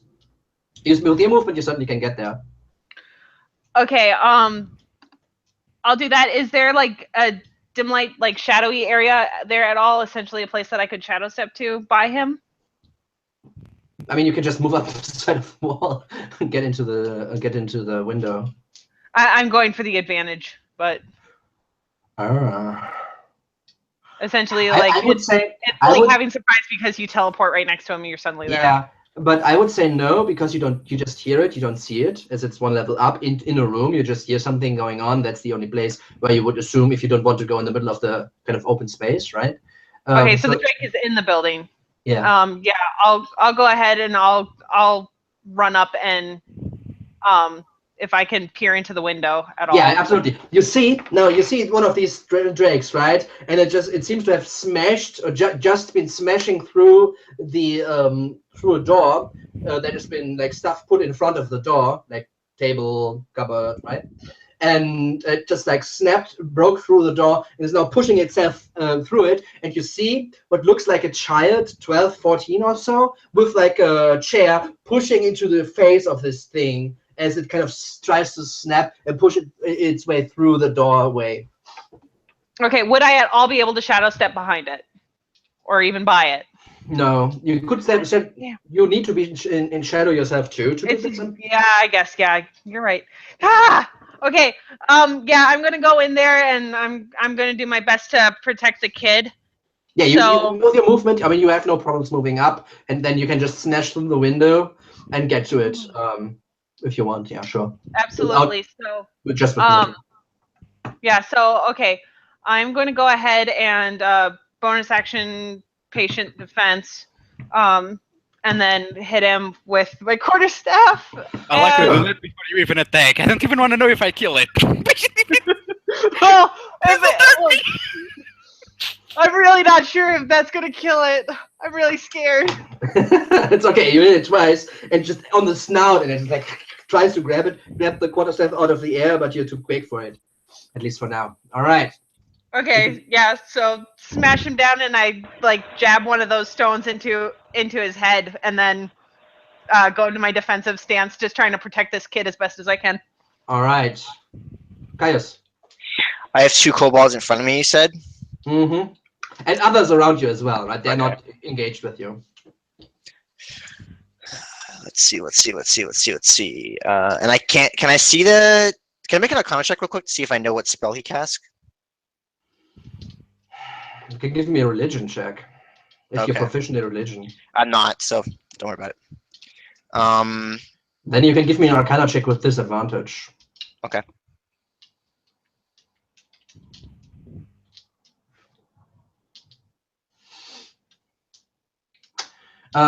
Please don't use that. Please.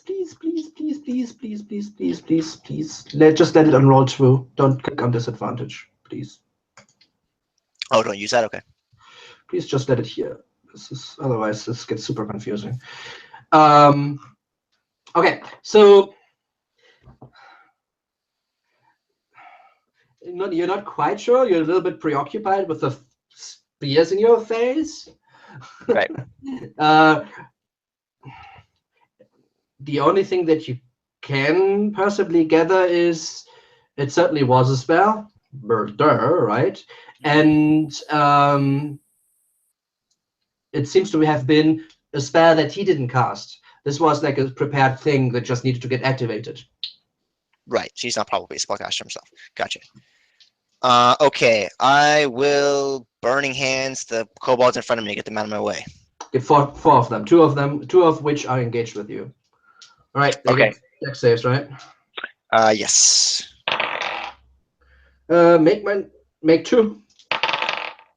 Make all. Because I rolled 18, 19, and 20. Wow. Rough day for me. All right. Well, it could have been hits against you. Maybe did I on the failed save? No, not with that roll. No. Take off, right? Bad damage roll. Is that all ones? No. Yeah. Close to it. It was all the low numbers on a D6. Okay. What else do I want to do? Kind of want to get out of here. I'm gonna stay. Let's see here. I will. Yeah, I'm gonna spend 2 sorcery points, and I'm gonna do that again. Okay. Actually, I'm still maintaining concentration on my telekinesis, so I think I have to wait. Look, I can do that in the same turn. Yeah, you can. I can? Okay. You can use the telekinesis too, right? I don't know if that's a bonus action or an action. It's an action, so it needs to quicken. It's an action. Yeah. So you would need to quicken spell the Burning Hands. Yeah, I will do that. All right. So then you can use your telekinesis if you want. So that's an opposed strength check. They are super strong. These kobolds are renowned for that. That's right. I rolled a 13. Oh, wow. All right, Sweet. so you try again. Like this is super hard to concentrate Also, we have Yeah. disadvantage. Is it spell? Yeah, I think you have disadvantage, right? Is it range No, it's a spells? contest. It's a contest. It's confusing. Anyways, it's not enough in any It's ways. a contest, so. So yeah, but you do have spears in your face, so this is a little bit like it's hard to concentrate. All right, anything Fair. else you want to do? No, that's my turn. All right, Thorin. Okay. So, Big Guy is now standing. I mean, the one that walked out and cast the scroller thing is still standing alone. He's standing alone in the middle, next to the hole in the ground. I could get next to him, and then 20 kobolds come out of the hole, and I get swarmed and dead. So I just look at him. I want to get to him, but I think it's a really bad idea. So I'll just get inside the house as well, and try to help out this stranger in there that is casting spells. Oh, he's on the other side. Ooh. He moved, if you remember, that he dimension dot to the other Right. side of the blip. Okay. Then what am I close to besides Big Guy? You just saw Marlin run into one of the hallways. No way I'm following that. Not sure where she went. You see that two guards right now are just finished off Drake. a Drake, and you see like there's also a scared-looking citizens next to them, just clinging to their armor. Basically, you don't know where Gulda is. Hmm. He's gone, and you see the big one and the kobolds running away basically from where you are, and you see the half drag. Hmm. And maybe maybe you can hear like some commotions happening behind you from the dregs that went not against you but into the city. Right. I'm gonna exercise a little bit of caution. To use all the things on the token I have, I require vision, right? Mm-hmm. Okay, then let's not do that because I can see Golda. I'm just gonna step to the side behind the building, and I'm gonna hide in there and try to see what this big guy is doing. See what I mean. I don't know what it is in magic, right? I'm gonna see and try if I can find out, and then put a stop to it. But for now, I'm just gonna try and see what it does. Basically, you're ready in action. Sure, deal with him if he tries to do anything that I think would be bad for the city, which he's gonna do. What? Nah. All right, Gulda. Alright, so I ducked down an alley, but it's not the alley that the Drake and the kobolds are going after the other guy, it's on the other side. The big Drake that was in the hole climbed out and went after him? Or is it... The big drake is running away from you into the houses on the other side of the plaza from where you are. So nothing came my way, but I can see stuff going... The other way. Can I see anything out in the plaza? Yeah, like- one half drake. This guy. Wait, The big- no, this. The big blue guy? Yeah, well, he's not blue, right? He's white. Oh, but- white guy. Yeah, white guy, but okay. She didn't change the colors of this picture. I So, didn't plan to. Gold is gonna do something stupid and fire up a shot at him. Right. Because he's visible. Yep. He's also you get your advantage since he doesn't know whether you hit. You hit But it, he it's a gets hit. That does hit. It's a snack attack. Oh yeah, that makes him angry. Alright, and she's gonna it's probably not gonna do very well, but since she's in an urban setting, she's gonna attempt to hide again, like scramble, somewhere.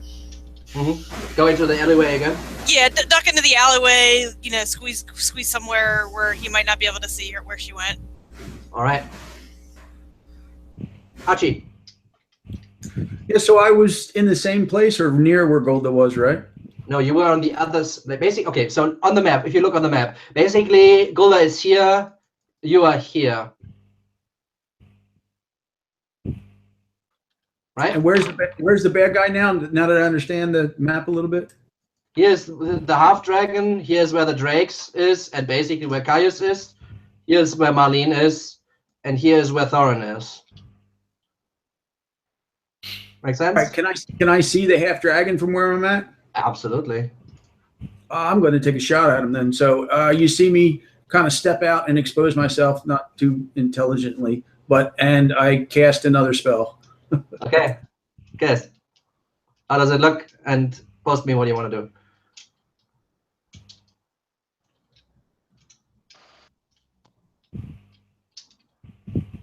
Hello. You are muted, Josh. Oh, there it comes. All right, another lightning bolt. All right, so let me make Yeah, so it safer. So the lightning bolt worked so well last time. He casts again, and you see the spark Okay. come out. Yeah, you see him. He just looks into your direction as he was already shot from roughly the same direction earlier, and he just like dodges to the side. This lightning is pretty well lightning quick, right? So he gets hit, but just partially. Yeah, I kind of look around like maybe it didn't come from me, and then I try to duck back down in the alley. All right, good choice. What? Spellcaster? No! All right, so here's what he does. He steps back and goes back into the hole in the ground. Basically climbing back into the hole.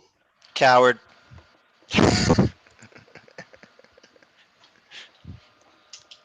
All right, so he's gone. The other things, however, you have two kobolds in your face. Yep. So they have pack tactics, which means they are working together against you. So stabby, stabby. So with their small spears, they're just like trying to skewer you. Screw you. First roll rolled an 11, which misses. Yeah, 14's AC. Second roll, 20, however. That's a hit, right? Yep, that 20's hit for sure. Concentrations check, please, as you take 3 points of the. Which is Yes, Constitution damage. saving throw, right? Yeah, Yes. Constitution save, DC 10. Yeah, got it. No problem. All right. So one of them pierces you, does pew, pew, amazing damage. As the others kind of start to kind of disperse into the alleyways and you kind of lose them as they kind of move into different directions. The big one, however, you cannot really lose as he's basically as tall as these buildings. Not quite. How As much it- damage was that? Sorry, before you keep going. 3. I think 3. 3 Okay, damage. sorry, didn't hear you. That's cool. Yep. Sorry, go ahead. Yeah, as it moves, continues to move through the building. Now, since you kind of know Silvery Moon, you would know that this thing seems to move each of these creatures that moving in that direction seems to be moving into the direction of like some public offices. I don't know what the town hall. I don't know what it would be like the equivalent for a city, but yeah, kind of that in that direction. I mean, you would know that the majority of the town hall, the official stuff, is happening in the castle, but obviously there's other stuff. Sorry, not town hall. I mean barracks, into the direction of the barracks. That's where they're going. Okay. All right. And Is there any of these directions in the direction of my wife? Would I know that at all? Like, where Tristan would have taken her? Or no? I would assume that you would live closer to where the university is, which is on the South Bay. Yeah, and he would have taken her like somewhere safe. I'm assuming. 'Cause I gave him yeah. Well, they would. You or your uncle or whatever would live on the South Bay and closer to where the university is, which is 28. Cool. Gotcha. Just want to make sure. Yeah, absolutely. It's a fair question. Yeah. All right. Yeah. So he jumped down. They're kind of moving in. You got stabby. Now, Marlene, this thing, you just like trying to knock it on the head. Just tries to snap at you with disadvantage since you kind of dodgy, and it just has 1 attack. So 6 is 4, it's 10. So that's not enough. So you dodge to the side as it snaps after you. Second attack with this tail he cannot do because just the head is looking through the door. So no damage against you, but it pushes itself more through the doorway, and it's basically in the action of getting through as it one step puts on one of the cupboards that was barricaded against the door as the door itself, the wood itself is splintered as it went through there, right? All right, Jerry and Mark. So Jerry first. There's still a Jake where fighting, right? So he still haven't killed it. No, but there's the citizen that you get just saved, and he's just like, what should we do? I tell him to head for there's no, as far as Jerry knows, there's no fighting in the south area right now, right? In the south, there shouldn't be fighting, but he would also know that right now, probably the citizens, if this is a surprise that the wall is breached, right? This is like uncommon, first time in a long time, anyways. They would know the best thing would probably go to the castle. Okay, which is on the far. 13 east, all the way to the east. Okay, I tell him to take the back way, like go. I would say that I wouldn't say like go down, that way toward the castle. Say, get out of here as quickly as you can. Take the back roads. Stay out of sight. But my husband! Quickly. We need to get to him. Where's he? In my home. He kind of points into the direction where Thorin and Marlene is in. I say, you run. I'll get your husband, and I take off that way. All right, so going in that direction. So yeah, she pointed to a specific house, right? House number 4 or whatever, right? And so you would be able to go there. And when you get to there, you hear like some fighting from within. But it takes your turn, and also Mark. I assume Mark just follows suit. Yes, Mark is like, damn, Jerry, I was taking the cool parts. All right. Yeah, follow suit. You get into the house. Looks like a merchant's house with some tailor maybe or something, right? So you see the coils of fabric kind of to the sides. You see like carpets and stuff like this, and some finished clothing as well. But you also see it looks like a long knife or something, possibly a knife which you use to cut the fabric with. A human male in his whatever, like early mid 30s, kind of fighting against one of these drakes as well. But that's both of your turns. Okay. Can we try to distract the drake? Throw just something at it? No. You just like ran into it. It's just like next round. All right, Marlene. All right. As this thing is coming in towards me, I'm going to go ahead and shoot another stone, just trying to like get it into its eye. Yeah. Is he still standing? 18 hit. No, it's not. Sorry, how you kill it. Okay, so I go ahead and I punch it directly in the eye with one of these stones, and the stone just keeps burrowing further and further in until the light in its other eye fades. Yeah, so basically it falls then down halfway through the door, dead, and the child like behind you. I'm not good with kids, but get the hell out of here and go to safety. I don't know where safe is, but like we need to get out of this building. Yeah, but I mean, when the door.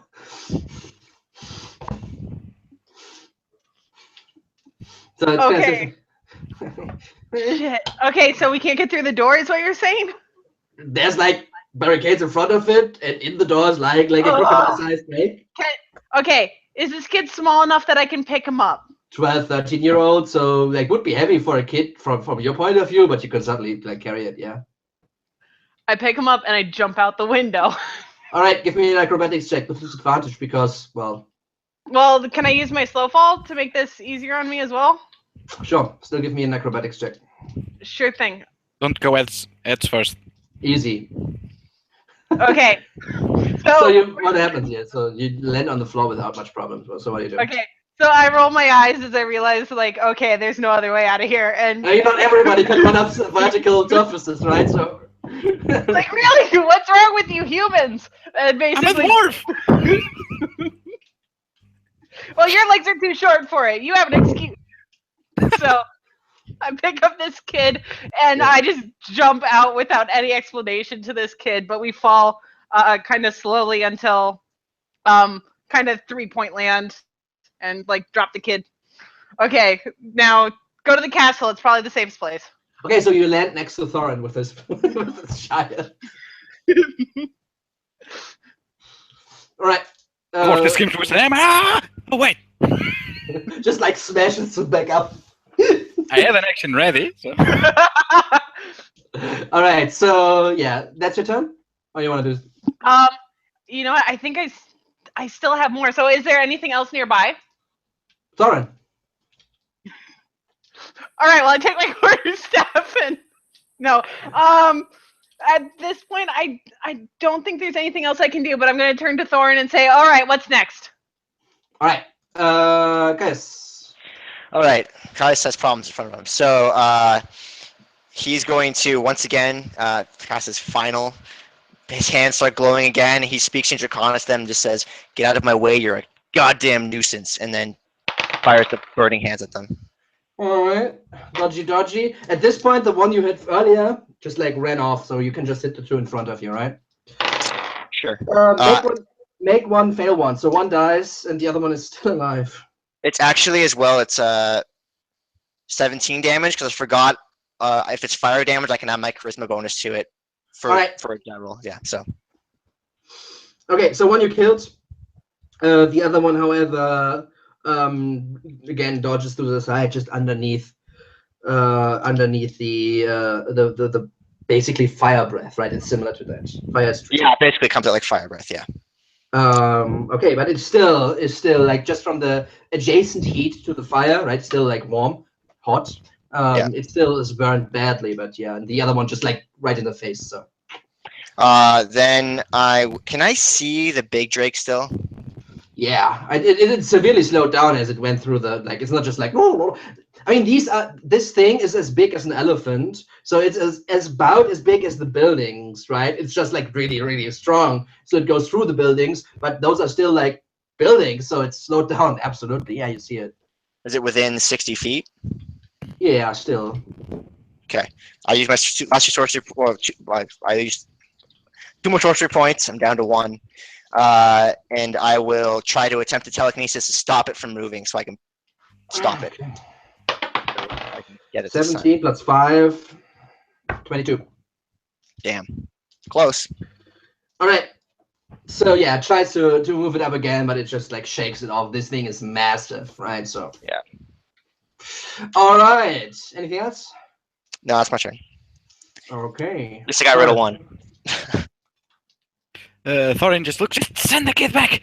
The bad one that cast the spell just went in that hole. I'll go first. You back me up. And we need to take did him. not understand a word of that. Exactly. Matter, that's what he said. Exactly. And I'll go in closer to the hole. Yeah. How far is the hole from me? 35 feet. As you get closer, you see that the hole is closing. You see, similar to where how the shield is looking, it's starting to kind of form there and starting to close. It is close it. There's still like it's not closed, but it is closing.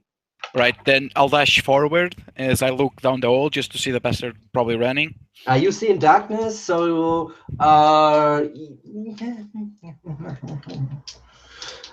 would still hear him. You don't see him, but you would hear him, yes. And he had movement too, right? So. So yeah, you hear him like running away. You don't like you just hear like the echoing of the steps among the other like people running through buildings and crashing buildings, which is also a little bit loud. But yeah. Coward! I will get you one day. And I turn back and I look for what's left of the scroll, if there's anything. Just the scraps. The scroll is completely gone, but you see an emblem on the ground, still burning a little bit, like magical signs and sigils, burning but starting to fade. Okay, I as quickly as I can try to memorize that symbol, or I mean, I can't write it down. There's no time, but I try to memorize it with as best as I can. Give me an intelligence check. Okay, I'm actually pretty smart for a dwarf. Okay. Done. All right, that's it. And I just shake my head to Malin.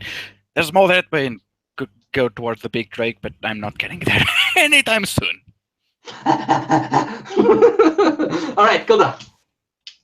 Short legs. All right, so the guy I shot at last time, the white half dragon guy is gone. Yeah. When you kind of look out of the hallway again, you don't see him anymore. You just see Thorin standing where he was standing. So maybe he shape changed into Thorin. Yeah, she probably wouldn't shoot Thorin.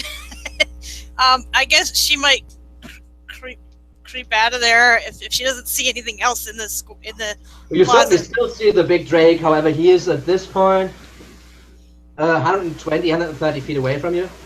Okay, and my reach on my bow is 320 feet. I think it's long range though, right? 80 to 320. Well, 80 is the. Yeah. So it's long range. All right. So I guess she would move over towards Thorin, I guess, and maybe take a pot shot at the Drake, even though it's really too far away to hit. Disadvantage attack. Go. But she'd probably try So, anyway. I mean, if the Drake doesn't see you, it's a normal attack. It's 2 sneak attack. Exactly. It's a normal attack. You hit it. I mean, unless there's anyone next to it, but I don't think there is. No. Well, maybe, but it's not like. contested, Actively right? fighting, distracted, right? It's not contested, right? So, all right, you hit it, damage it, and you're not necessarily exactly where Thorn is standing, but you can get it going towards him. Absolutely. All right, Archie. Yes. So I'm in the alleyway and I see the half dragon or whatever the kind of guy he is there, Dragonborn or whatever, go in the ground, and then the ground closes up, right? You don't see that. You kind of look around out of the corner of the alleyway where you hid, and you don't see him anymore.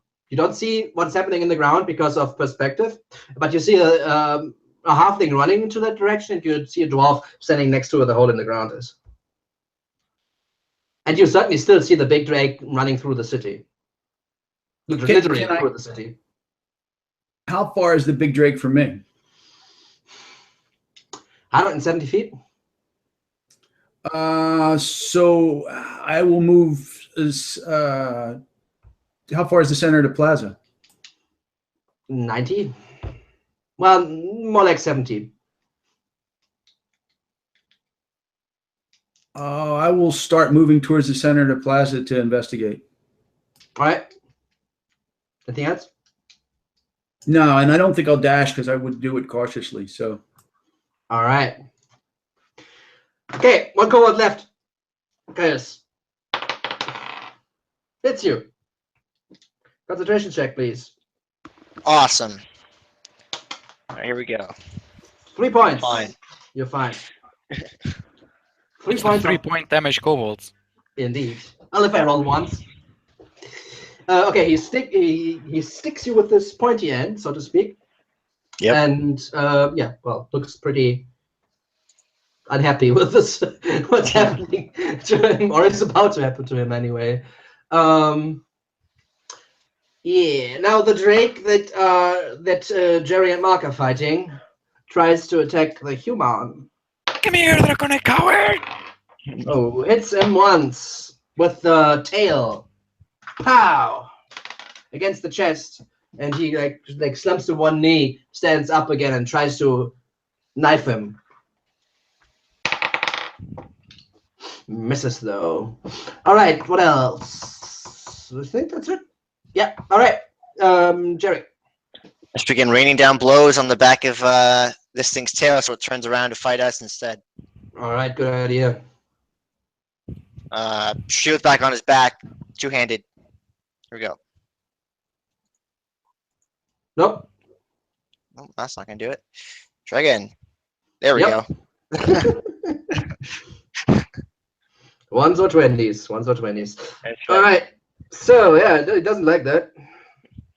Yeah, he slams into the tail as far as he can, and he drives the sword partway through the tail and then pulls back out. All right, maybe Mark. All right, is the drake turned around, or is it still focused on the perhuman? It seems to be pretty focused on your friend.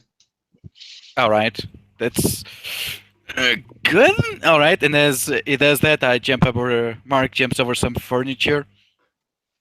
God damn it, you're always one step ahead. Initiative and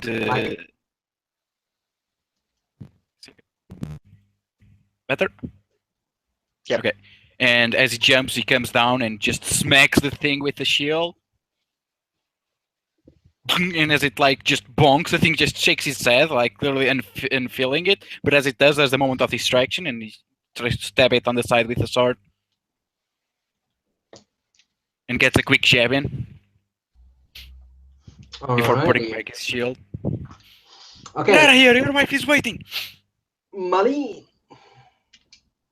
Okay, so we're all grouping up in this center area. I'm going to turn to them, say, we have to stop that big drake, obviously. How are we going to do this? What now? What do you want to do with the child? The child, I mean, I assume I see, people are running, correct? Sure. Yeah. Okay, I'm just going to tell the child, get with the people who are running. Okay, then you run. Okay. Okay. Yeah, I can't be arsed with this fucking kid. So. Malin is not the smartest on babysitting. Not the best social No. skills. All right. So what are we gonna do? Neither am I personally. So I'm gonna go and regroup with the others. And obviously we know where the Drake is. So are we going to head him off somewhere, or how are we going You to? have no way to tell, right? So you have to choose for yourself. I mean, Well, you have 6 I'm seconds. asking you guys. Like that's what I'm doing. Is I'm asking the group. I don't think I can hear. I can't go I'm off on on the my own. corner. No, just Marlene, Golda, and Thorin. So Yeah. that's what Marlene said. Golda, you want to say anything? You're 6 muted. seconds. No. All right. Okay. Just get to him. We need to stop whatever they're doing. I didn't understand that. Get So to what do you him. want to do? He's yelling at me. I don't know what words you're speaking. All right. What do you want to do? Lewis. Fine. I'm gonna run after that Drake because we have to at least slow it down. I'm not gonna Right. try and engage it at all, but I'm gonna try and get in a position to do so. All right. So you moved to where those two were standing, more or less. Yeah.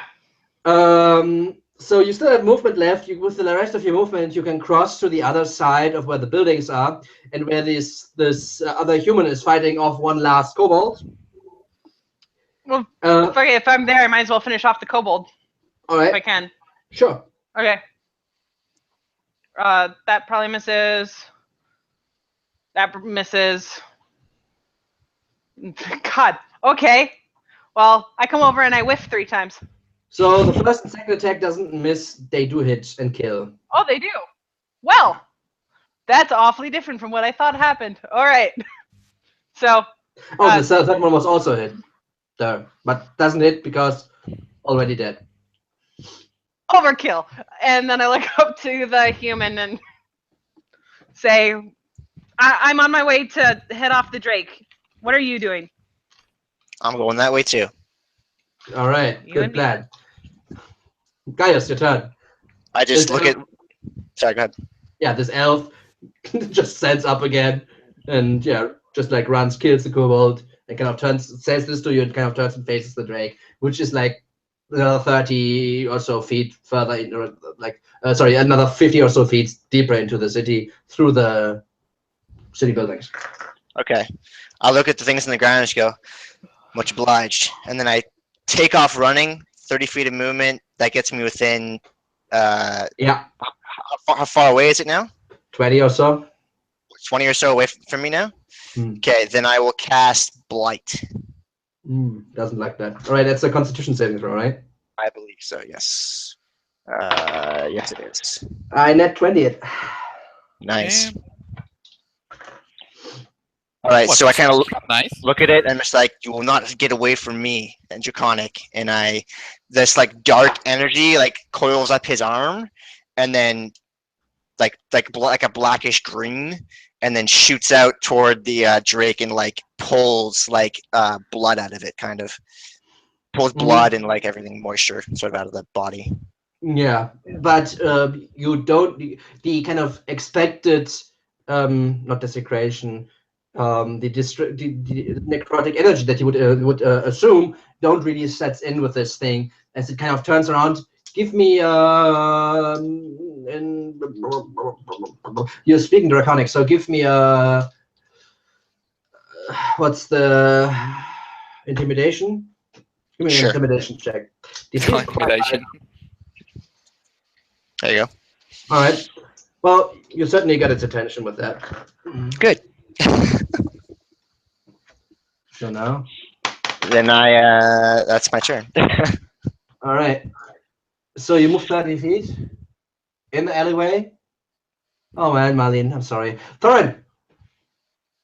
Oh damn. I look down at the sigil as I see Malin running. Just make sure I commit what last of it to memory.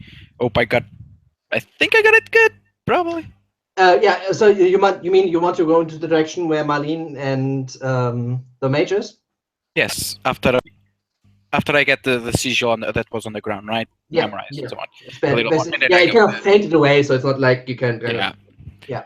I just need to get the general. I'm not ever gonna get the details. I don't know magic. So yeah, and then I'll run there. Since I see the Drake turning, I mean, the dwarf isn't stupid, okay?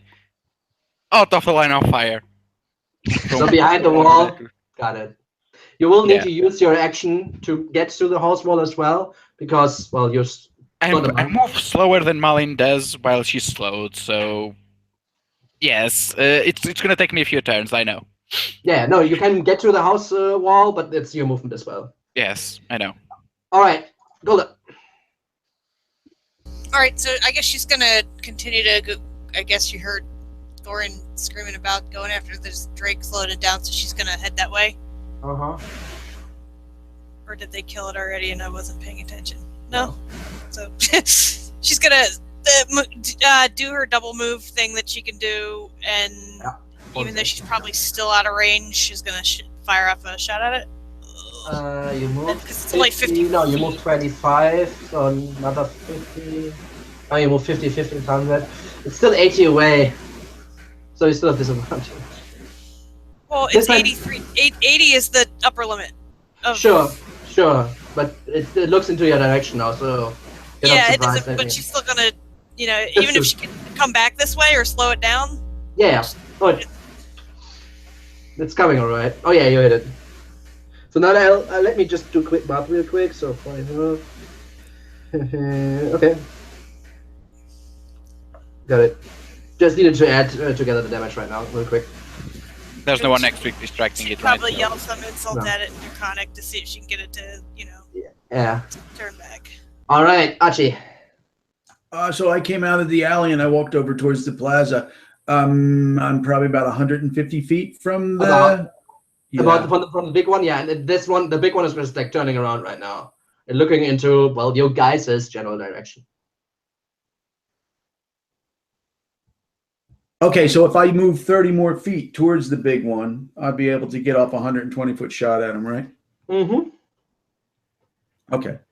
All right, so yeah, he runs over and begins casting a spell, and it looks similar to the spell that he was casting before, if anybody's watching.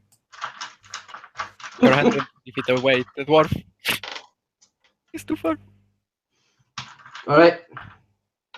Shoot. All right, another lightning bolt. How does it look? What does it do? Dexterity. Not too good with Dex, though. Miss my Dex save. Yeah, it hits complete. It always hits, but it does a good hit. It's a crackling bolt of lightning comes out of his fingertips and streaks across the plaza and then down in the buildings where he's at and nails him. All right. Oh, this thing doesn't look happy. It looks really wounded at this point. The dwarf just looks down. What's it doing that? All right. So my turn. Well, you're happy for having that turn. I'm not, actually. All right, as it rears back, gets hit by the lightning bolt, you see another one of this second hit of the lightning bolt against this thing at this point, right? So you see like another wound explode as the lightning bolt hits it, and the energy kind of dissipates into the body of this thing. And as it rears back, similar to the first time, it shoots another, well, acid breath attack into the whole alleyway where Caius is standing and Malin is standing behind. So the both of you. Oh, great! Why that thing I said? I went to go to the side. Please give me a Constitution saving throw. This was literally going to be the next thing I did. It's okay. Telekinesis, the way. I'm dead now. I rolled a 9. So that's 20, 30, 38. Oh, fuck. Do I take half? Yeah, you take half. Give me another Constitution save, please, for concentration. If it's not more than 20, still. Oh, did I not? Okay, I didn't drop that, did I?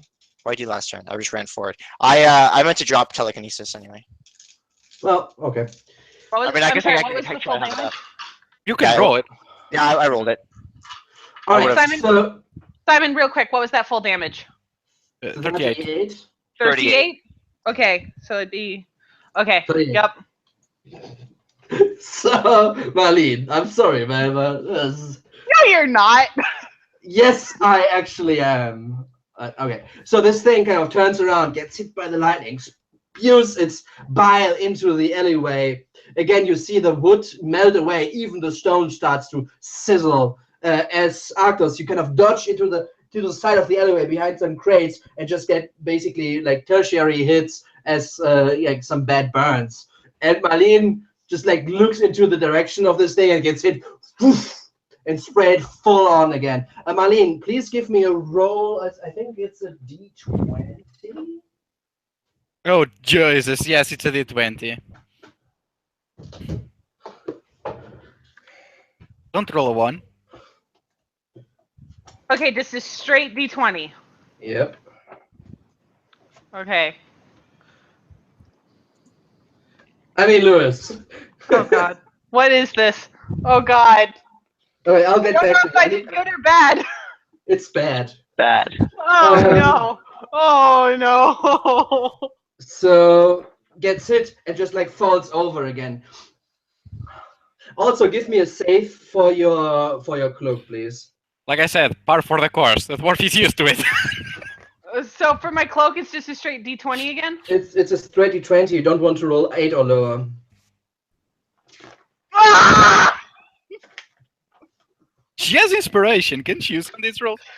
Not after the roll. Not after the God. fact. All right, so you see her basically getting hit. She tries to turn around in the last second, but the bile just edges through her coat, her cape, and just like hits her back as she falls over unconscious again. Okay, we can repair it. We can rebuild her. It lives. All right, Deus Ex Malin. Jerry's I love this. It's hilarious, but I am so frustrated right now. I mean, you had a mage who taunted that thing and hit it. Whoops. Jerry. Oh, Jerry, yeah. We are still fighting this Drake inside with the guy. So gonna try and kill it. Still two-handed sword. He's taking or two-handed on the sword. Try to finish this thing off and go do other things. Get this guy to safety. It's a miss. Okay. How about that? Yeah, that's it. Yeah. He tries to carve the rest of the tail off if he can, and just slams back down on the same spot. He misses the first time. The kind of scales shank it off, and he gets the same spot he had before. The blade goes right through, cut the tail off. Good job, nice. It's pretty angry at this point, but also pretty hurt. All right, that's your turn, Mark. Yeah. All right. I'm just gonna roll first. Then I'll describe. That's 16 total. Oh yeah, that's enough. All right. Then, as you cut off the tail, the thing kind of turns around and screams in pain. As it does, Mark just jumps on its back, puts the sword in between its mouth, and like kicks the head forward, as with the shield end as well. He just pulls the sword back and rips off the top half of its head. Nice. So 7, huh? All right, nice. And then falls on the ground covered in blood. Yeah. All right, and the husband kind of looks at you. Not thanks. You know where my wife is. We sent her to the castle. She's fine. Go by the south side. They're focused here. All right, cool. Marlene, that's safe, please. All right, Can you roll out the 1? Caius just dodged aside. Yeah. Little bit burned on the skin, but not too bad. You just saw her getting hit, completely engulfed by it. I step back out from around the corner, and just go enough. And then I point my finger at it. You see the runes on his arm glow again, and this like a red color, and the bead of power from way earlier you see before, and it shoots forward and fireball right into this thing's face. All right, that's enough. I don't even need to save. Okay. Cool. That's enough. Not even roll. Please stop. I had 11 hit points. I mean, even if I do save, it's Yeah, it's a lot of damage. I could roll us all once. He needs to roll. Yeah, it's enough. All right, yeah, you engulf the head of this thing, and as the smoke kind of clears, it just like falls over backwards, not moving anymore. As a bonus action, can I get for a healing potion? That would be my whole action. I'd be a full action for that. Usually it's an action, but if you say you have it on your belt, you can use it as a bonus. Sure. Yeah, I'll give her my my small healing potion. All right. Actually, how many? I wouldn't know how many negative hit points she has. I give her a small healing potion. All right. Probably which just is- stabilizes. Pretty sure it just stabilizes. She took a big load of damage. That depends. I'm pretty far below. Yeah. It's a always maximum of stable. 10. It's a maximum of 10 hit points. So I assume you're below -10. So I'm well below -10. yeah. So it stabilizes you. Okay. Okay, that's good. At least you're not dying. All right. That you see a dwarf with a 20 giant hammer running your way. Ah! Oh wait, it's dead. Let me know. Sure. When the head blows up, he just kind of looks at his finger and just blows on the tip of it. Sure, right? So yeah, let's go out of combat at this point.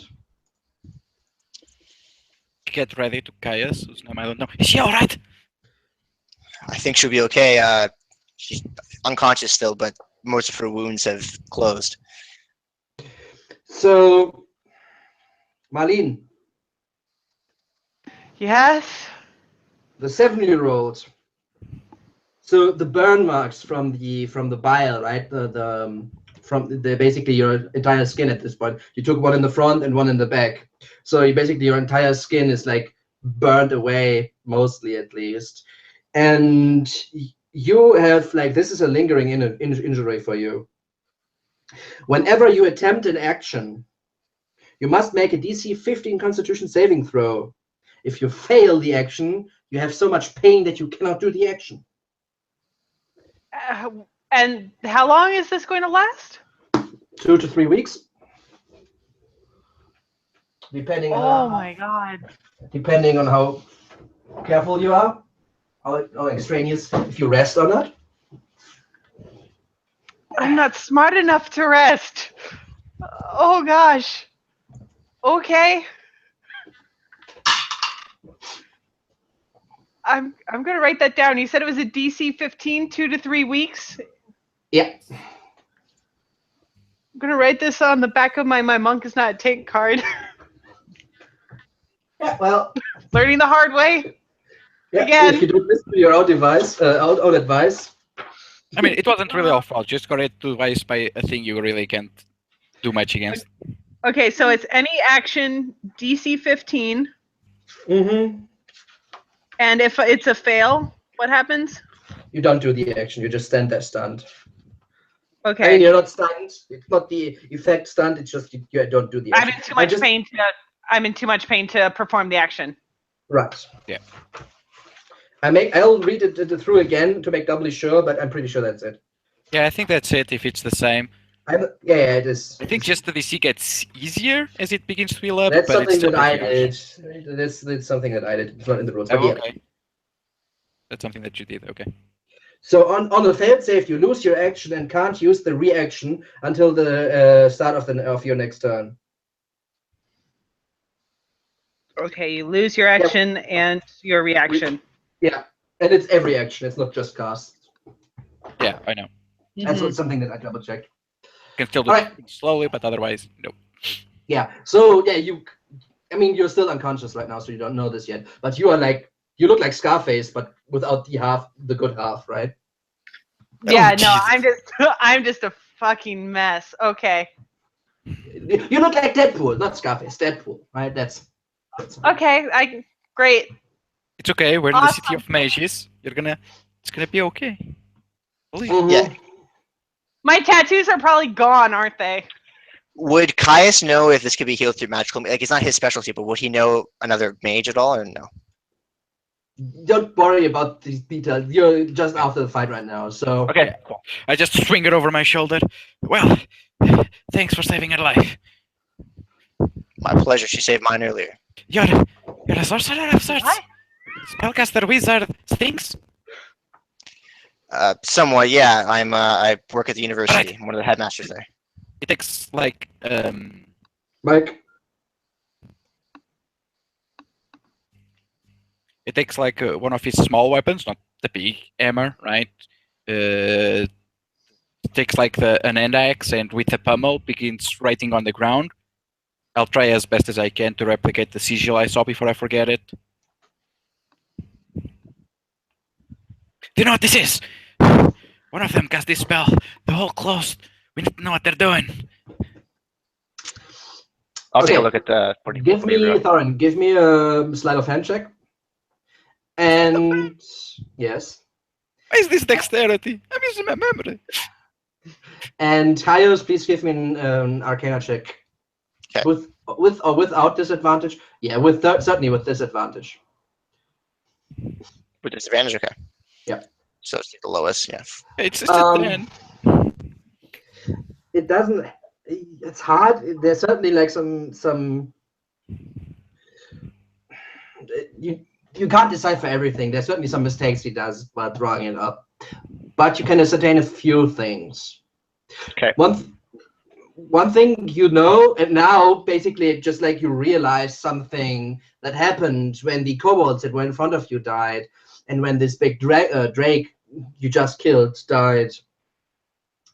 You saw something, but you couldn't quite put the finger on it. Basically, right now that you kind of have like a better idea, you kind of realize something. What you saw is as they were falling down and basically still smoking from the fire, right? You just saw like some flicker in the swath of air around them, and this disturbing the smoke, basically, right? This was more pronounced with the drake since it's bigger and flamey fireball in the face. Now that's what you saw, and what you read there seems that what he cast was some binding of souls, like a soul bind spell, some devilish magic. Okay, that's not good. Good thing you're great at magic, because I'm not great at drawing sigils. Sorry. No, he really like. Yeah, he did, I guess. From the amount of information I know, he did. So I get down, look at it, and I kind of trace my fingers over it and go, seems like some sort of soul bind spell. This is not good magic. I don't know how we would get hold of something like this. Aye, that's great that you know. Come with me, Les. Lad, right, human. We need to get to the castle.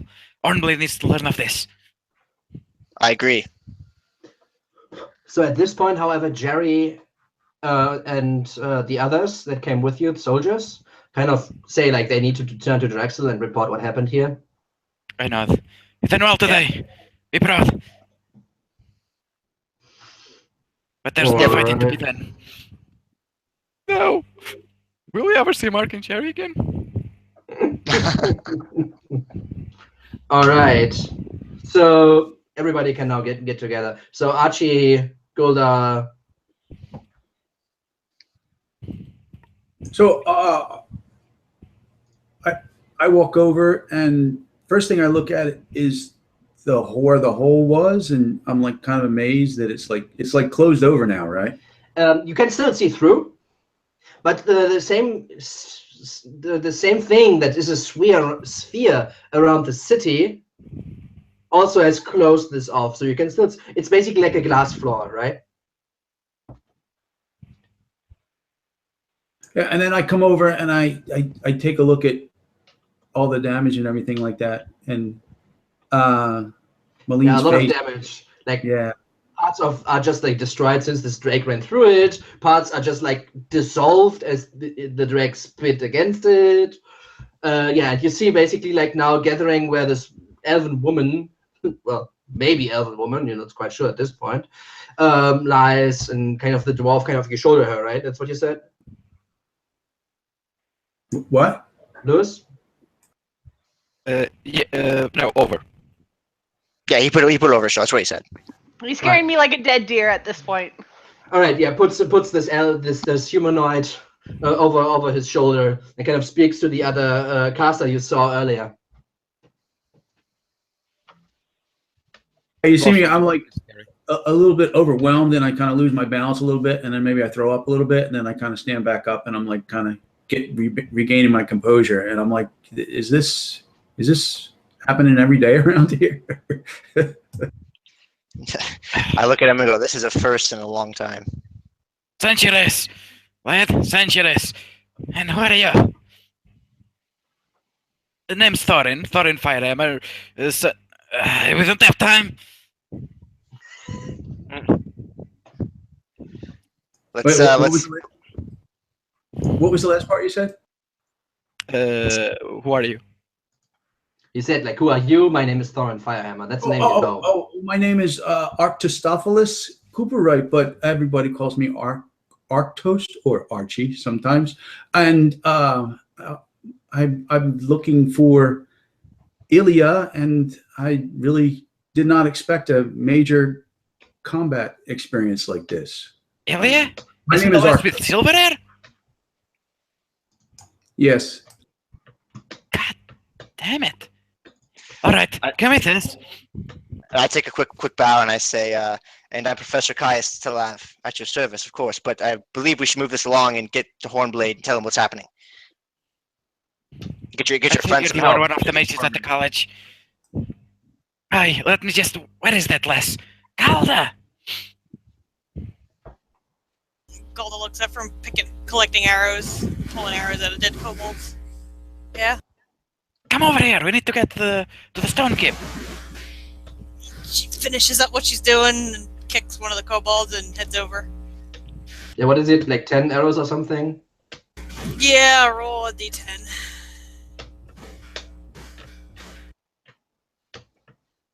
There you go. Yeah, I don't have too much time, so... Yeah. Okay, so what do you want to do now? Again, once in a while, this drumming against the sphere, the power shield, the protective shield, this drumming of the explosions. This is further in the west from your point, right? Still is happening, like every so often, right? And you see again the discoloration, like in like the rainbow colors, kind of go through. Specifically, you see this specifically where these hexagons kind of touch, right, and build like the sphere. I'm going to, I think we're going to head back toward Hornblade and try to report back. That's what I would probably try to do as well. The thing seems to be holding at the moment. The magic is more important. So as we're running, you see that the dwarf is basically keeping a practiced breathing, right, as he speaks. Right, yeah. We're at the Lord's Alliance. We came here investigating rooms of the dragon cult, and so they have one up on us. You found him. Either way, we need to stop this mess, and all your left seems to be either skillful or involved. We'll need that. I've heard rumors of the dragon attacks, but I wasn't sure it was all. I mean, if it's all true. Ain't no rumors, lad. I've seen it with my own eyes. And he points like to his right eye, and you can see his right eye has a different color from his left. Probably an old battle wound. All right. As for Ilya, we met her, but she's no longer here. The lass has moved to Waterdeep. Our main priority is the safety of the city. Whatever they did with their magic, that was their real attack. On the gate, they retreat as soon as that happened. That was a feint. I think I've seen battle enough to know that, right? I believe you are correct. That was my thinking as well. Fainted to that side and then caused trouble over there. Much more trouble with those drakes. Hopefully they won't try something like that again anytime soon, but we'll try to be on guard if they do. Let's get their Hornblade though and let them know. All right. Yes. Well, there was nothing. Yeah, nothing. So, what do you want to do with Marlene? Just drag her along? Yeah, I'm carrying it. I think I can do it. Would I know if there's like an infirmary in the keep?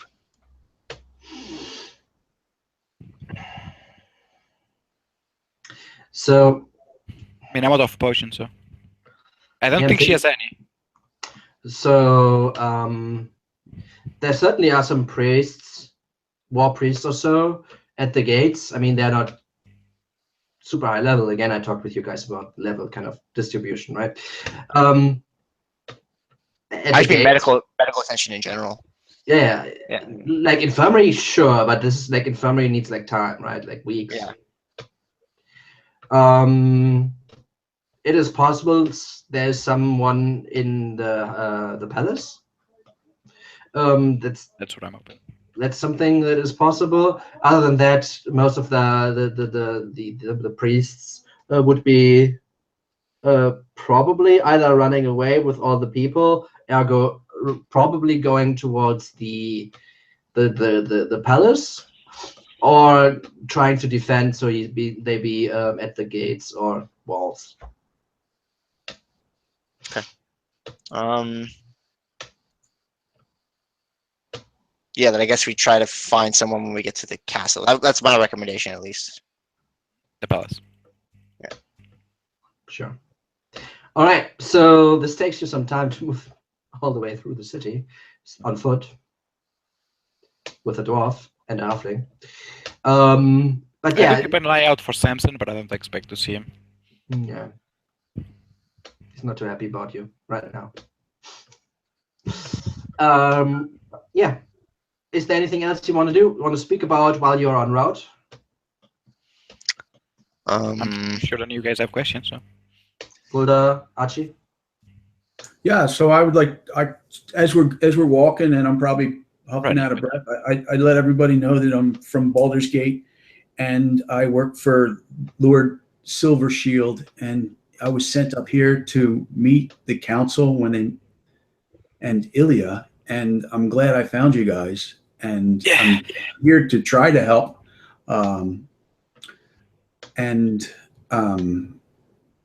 I don't know what else I can say. You're late for the meeting, I'm sorry to say, but if you work with Silvershield, we're on the same side. I'm from Brown Avil. Yeah, Lord Silvershield's probably not going to be too happy with me about missing the meeting. That was kind of my fault, but I didn't know it was so serious, and I really want to try to do everything I can to help. And you can see he's kind of shaken up. That's rather brave of yours. You looks like your legs up and down with a raised eyebrow. Like you can see you're scared, but as you're still volunteering to help. I've been to Baldur's Gate we lived for quite a few years. Beautiful city. With all the refugees, has been a little more difficult now there, but it is a beautiful city. I agree. You have to make some kind of roll? I don't know, it's a question. It's not important right now. Just okay. Well, if that attack got you shaken up, you probably a good thing that you missed meeting Ilya. And Professor. I turn to him and say, "How many dragons have you seen?" Me? She starts counting. 5? Well, some of them were kind of far away, so if I count those, it's like 7. That's too many. Well, only some of them tried to kill me. 6 myself. The dead one, the black ones that were way in the distance, the 2 that tried to kill my dog. I'm not counting them because my dog saw them and not me. The 3, quite a few, more than I'd like to have seen. That's or than you have any right to claim about, right? Mike. Okay. All right, so you're on your way to the castle, and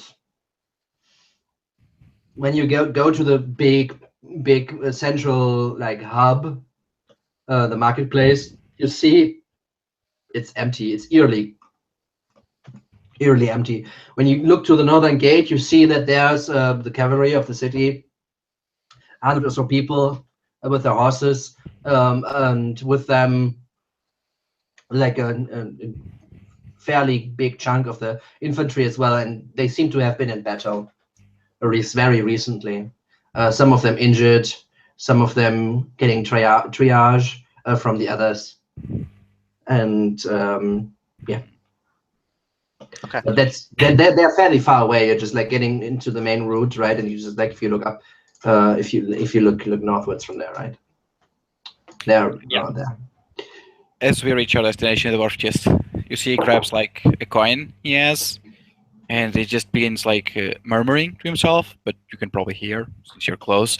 Plentiful times are best, but ahead the test. In the name of Moradin, Great Father, we call. And I'll use the medallion to get the shot. All right. Tip it up. Yep. All right. Gola, you want to do anything similar? No, other than wanting to restock arrows, she's pretty good. All right. So you make your way towards the palace, and in front of the palace, there's like a big group of people, right? Trying to get in, and the guards, the soldiers who are here, trying to calm down everybody as best as they can, as they are riled up themselves, and starting to usher them in one by one, kind of a little bit more ordered. I will try to move ahead of the line to the guard. Maybe I know, maybe I don't. Just say I have the signet ring on that shows I'm part of the college. Yep. And I just say, listen, I have an urgent message for Homeblade from the battlefield. I need to get inside right now. Yeah, These people are coming with me. You know, it's just as you guys inside. Yeah, I pull them in with me, and I say, and then I find the nearest guard when I'm inside, and I point to him and say, "Find me the nearest healer for this woman. She saved this city." Not even close to doing that, but I appreciate the sentiment. She tried. He doesn't know that. He kind of looks at you. In the war room, probably the high priests are with the general and High Magistrate Hornblade. Good man. We go there, yeah. All right. So you wouldn't know necessarily where that is. However, to your surprise, perhaps, Torin and Golda know exactly where that is. All right. Yeah. So yeah, you guys head over, and in front of you head through a few hallways, and go to a big kind of conference meeting-esque room, right? And in front of it, there are two guards standing. But as they see you approach, they nod to the dwarf and the halfling, nod and open the doors, and let them in. And when you're inside, you see there are 4 people standing there. You see, no, actually, I don't know if I have him here right now. You see Terran Hornblade, for one, the High Magistrate and leader of the city. You see the High Priest of Saloon and the High Priest of, what was the other one? Not Helm. The one from Helm is missing from the Church of Helm, but the one, I'll get back to you. And the other one being the, not captain of the guard, but the highest officer, basically, the leader. The military commander. The military commander, exactly. And they kind of stand there and just like, once in a while, you see like there's a lot of, aside from those 4 people who are in charge, the others who are there are basically reporting in, right, briefing and giving information. Ogma is the other one. Sorry, I should have known this. So Saloon and Ogma, the high priests from those 2. All right. As I enter, I basically salute, but I don't stop moving. There's no time for too many formalities, and I kind of begin laying Malin on the wherever there's a place where she would be well-ish, right? There's no bed, but like a bank or something. Yeah. And as I turn to Hornblade, the dragon cult is trying something. Yeah. And Professor. Master Hornblade, we have multiple attacks on the western wall. We were able to hold them off at the one side, but that was more. We believe that was a feint. Second attack came through. They were able to fire something through the shield, No. or somehow there's a hole in the ground. They came in maybe underground. I'm not sure how it works exactly. Bunch of drakes came out of that. We were able to quell that. A man came out, half man, half dragon. He had a halberd of some sort with a dragon on it, and he used some sort of spell. I believe he used a soul binding spell on the minions he had with him. I saw some sort of spell effect, and there was an arcane symbol that I was shown that I believe this to be the spell, but I'm not a master of those teachings, so I'm not sure how exactly it works. However, you can inscribe it back, like write it down. I can do it. Yeah. And I say there was a big drake. We were able to handle him, and the civilians were on the way here. So most of them made it, I believe. They got inside the city. From a hole on the ground, I tried to chase, but as you ran the hole close, that was magic. It's more of like a glass floor now. Yes, the Mythal should have taken care of it. It didn't seal it up, or didn't directly seal it up. That means we need more concentration on it. You are Mr. Telef, are you not? Yes, sir.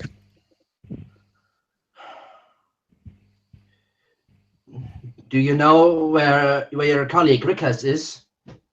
And yeah, you would know, just out of character knowledge here. Yeah, you know. Okay. He is.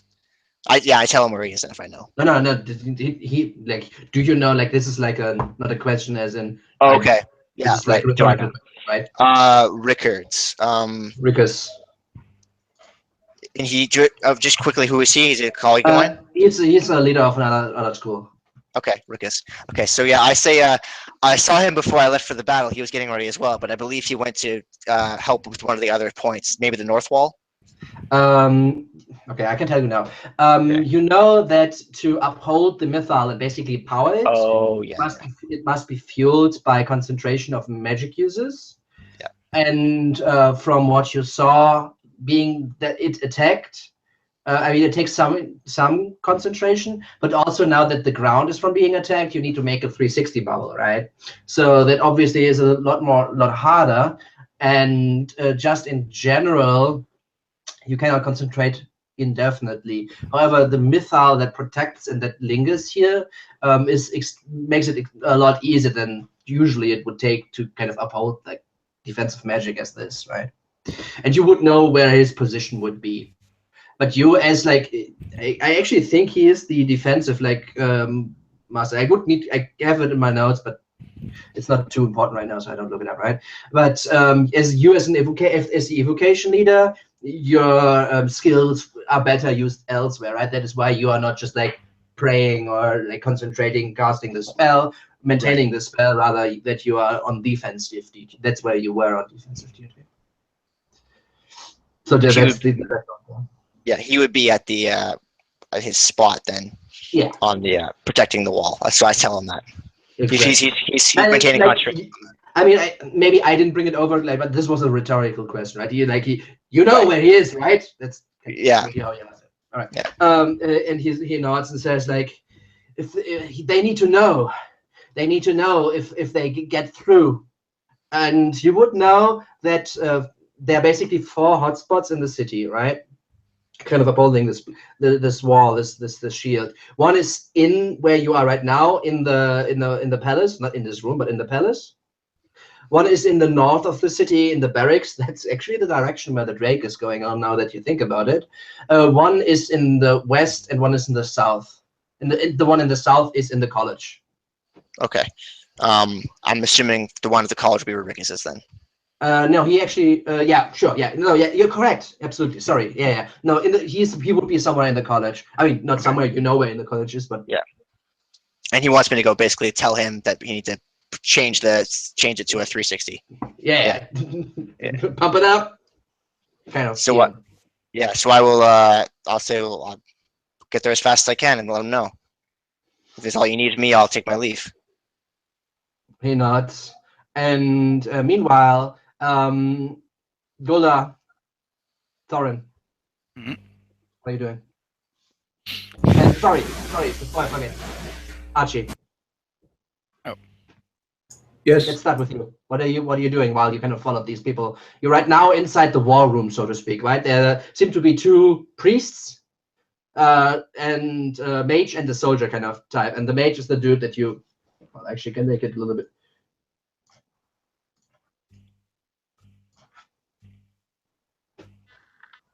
That's the mage kind of person. And you probably would know who he is, right? He's the leader of the city. That's Hornblade. And that's who Caius is speaking to right now. Or I spoke as right now, right? Well, I ask is, what can I do to help? He looks you over like, I haven't seen you. You're Well, with them? I'll tell him he doesn't know who I am, right? So I'll tell him that I'm Archistophilus. I'm a mage that's in the employ of Lord Silvershield, and I'm here to try to help in any way I can. At first, I'm concerned about Malene, so I'm like, is there anything I can do to help her? You specifically? Are you asking me or him? Oh, him. Him. He would look, says, you know these people? You certainly look able. Stick with them. I have no specific thing that I that you can do for me now. The two priests would be taking a look at her at this point. Oh, well, then I would just, I guess, stay with the group and try and see what I can do to help. I mean, he says, much appreciated. I don't know why one of the Grand Duke's men is here, but you're certainly welcome to help. We need every help we can get, it seems. Oh, the Grand Duke is very concerned, and that's why he dispatched me. So I'll do my best. Thank you. Okay. And Gulda? She doesn't really have anything to say. I think everything that she would have wanted to say was already reported. All right. And Thorin? Okay. After the professor has left on the duties for Hornblade, I will turn to Hornblade. This is to plan. They have a plan of attack, clearly. I think they plan to take the city down, or something worse. What I don't understand magic. What do you think they're doing with this? I do not know.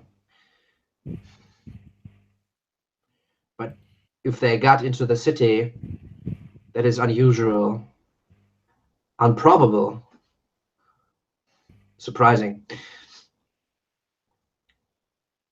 I don't like the way that something is wrong. Even if we were surprised by it, they shouldn't have been able to do it as easy. No, it's that dragon humanoid. He just left like his work was done. I just can't see it. We need to make sure that the shield stays. Should we report to any of the other positions and warn them? I will dispatch to make sure that the positions are secured. Caius. Yeah. Yes, sir. I would prefer you not to go alone. You guys go together. Make sure that the college is safe. No, it's, if they're gonna take a while with Malene, we'll just leave her here. She's safe. Now getting to that point, Okay. the priest of Oakmar is someone, Caius, you would also know, because Oakmar being the god of knowledge. Right. The priest actually works out of and is also a teacher in the college itself. So he would look at you and kind of discuss a few words, make a little bit of small talk, get it like up to date of what happened, right? Kind of like thing going on. While the priest of Saloon does a healing spell on Marlene to wake her up. And heals her. I rolled really good today. That makes one of us. So that's 16, 24, 29 health points. It's 3 8s out of 3 d8s, so pretty good. So yeah, I wake up.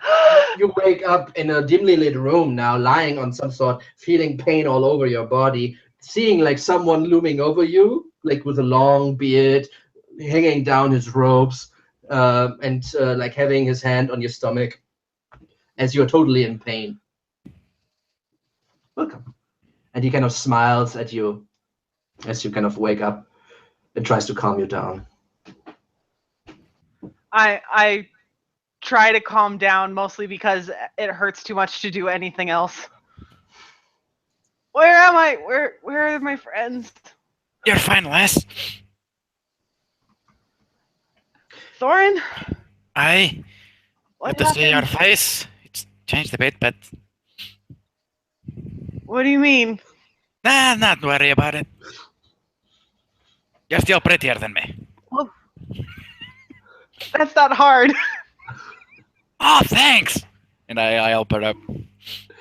And Ow, the priest says, "My child, you got burned very heavily. You should rest."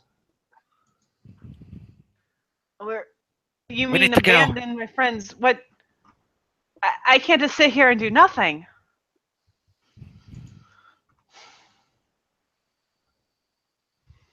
It is your choice. I mean, everything hurts. It's your choice, lass. Where are you going? We need to talk with Rikus, the sorcerer. You remember him? Go back at the college. I won't be much help there. It's okay if you want to wait here until I return, or you can grab a mount and join us at your own time. Mike. If there's some place that I can rest in the palace, then I will go there and rest for the time being. Do you really want to do that?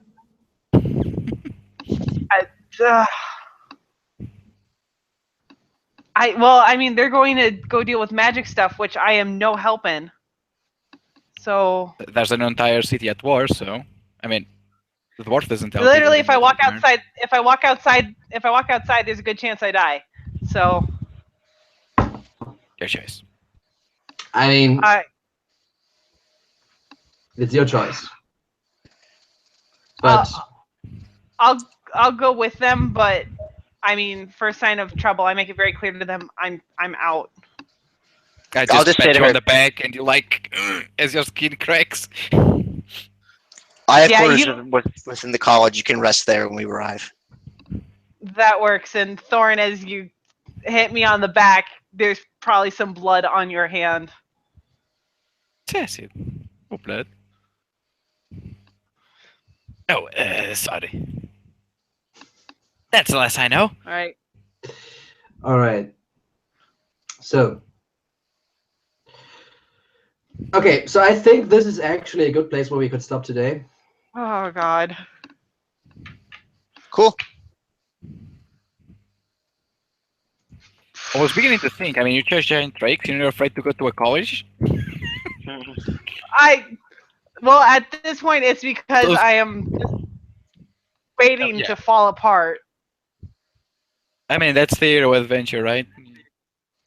Yeah, I mean, Broken Mulleen would want one to eye go with you, missing, but she's going feeling a forward. little. I'm sure everything is all right when you get there.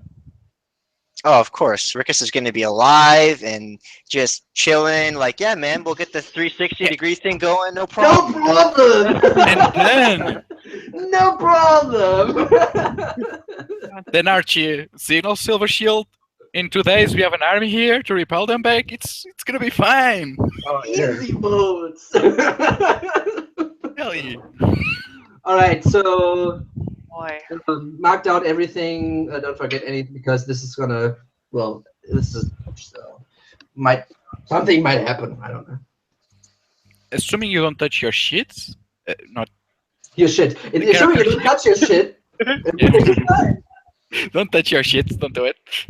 They should automatically. No, that's appalling. Don't do it. Unless there's an update. If there's an update, they may. All right. Let's close the session down as usual. Let's start. Emmy, favorite moment. I hate to say this, but Marlene eating acid twice. I love that too. Yeah, it was pretty unlucky. Not that I enjoy her pain, but Well, just the luck. But it was your favorite moment. Yeah. Great. all right. Oh, yeah. God. It was pretty, just getting there, just spit in the face again. Nasty, nasty. Oh, All right. boy. Lewis. For me, it have to be meeting the new players. I think at the moment, I really like Kaya's story. I mean, being one of the professors here, right? I'm sure Archie has more to him, but since we're not in Baldur's Gate, Yeah. it's not It's a- showing at the moment. It's a little bit hectic right now. Right. Yeah. But Kaya's, because it's the city, right? He's a professor here. I think it ties in really well. It's something we already knew the college. We didn't know the professor of evocation, but apparently it's him. So that immediately tied him really well, I think. I mean, Lewis, now it's him. Now it's him. Yeah. Exactly. Alex. I think it was the levitation of the Drake and then watching it fall to its death. Yeah, custom fall routes can be nasty. That was awesome. Poor Drake. Just the wrong place and the wrong time, I can say. All right, Joe. Oh, so I think the best part was when Marlene jumped out the window with the child. I thought that was pretty cool. And I wish that Archie could have seen that from where he was, but he didn't. That was cool for him to go, what the heck is going on? Yeah, I mean, at least you saw her just running up the side of the house and just jump over the ceiling, over the roofs, right? So that's something you saw. That was cool. Sorry, I didn't get to explain my backstory more. And You're not really in information. it yet, so you're Exactly. fine. right. Don't worry about it. It's just it'll come up more naturally, and I think that makes it fit better anyways. Right now you're just like oh shit, what's going on? Let's solve this problem, rather than just chugging a beer and talking about stories, right? I didn't know what these guys were up to until probably until we got to Waterdeep. So it was several weeks of being with you guys, and I had no idea why the hell I was with you. Yeah. I have to be honest too. It And then someone came and yelled at me for being with you. So it went well. Oh, that's good thing that is over, right? What did you say, Joe? I was just going to say it takes me a little time to get into my character, so I got to kind of. Oh, yeah. Yeah, it's normal. No worries. No worries. Exactly. Absolutely And no problem. I had serious mic problems my first day too. So I mean, that seems to be the going trend. Yeah. I mean, your character came out fine. It just we didn't get the backstory, but we get the personality, right? Timid, but still very capable. Yeah, but I got to figure out how to change my picture down the bottom. I think that's what might have messed up my mic. I was trying to. So how do you change the picture down the bottom? We'll get to it. Now, before that, we go to, however, Corey, your favorite moment. I think my favorite moment was finally killing that big Drake. So I was trying to kill it for a good 6 turns until it finally died. So. It was beefy. It was beefy. Yeah. So finally killing the big one was good. Yeah. I like dropping the telekinesis too. That was fun, and I like meeting all the players and actually playing as Jerry and Mark, the Drake killing team. That was Garth, amazing. was pretty awesome. Oh my gosh. Finally, I was beginning to think the One Initiative pros.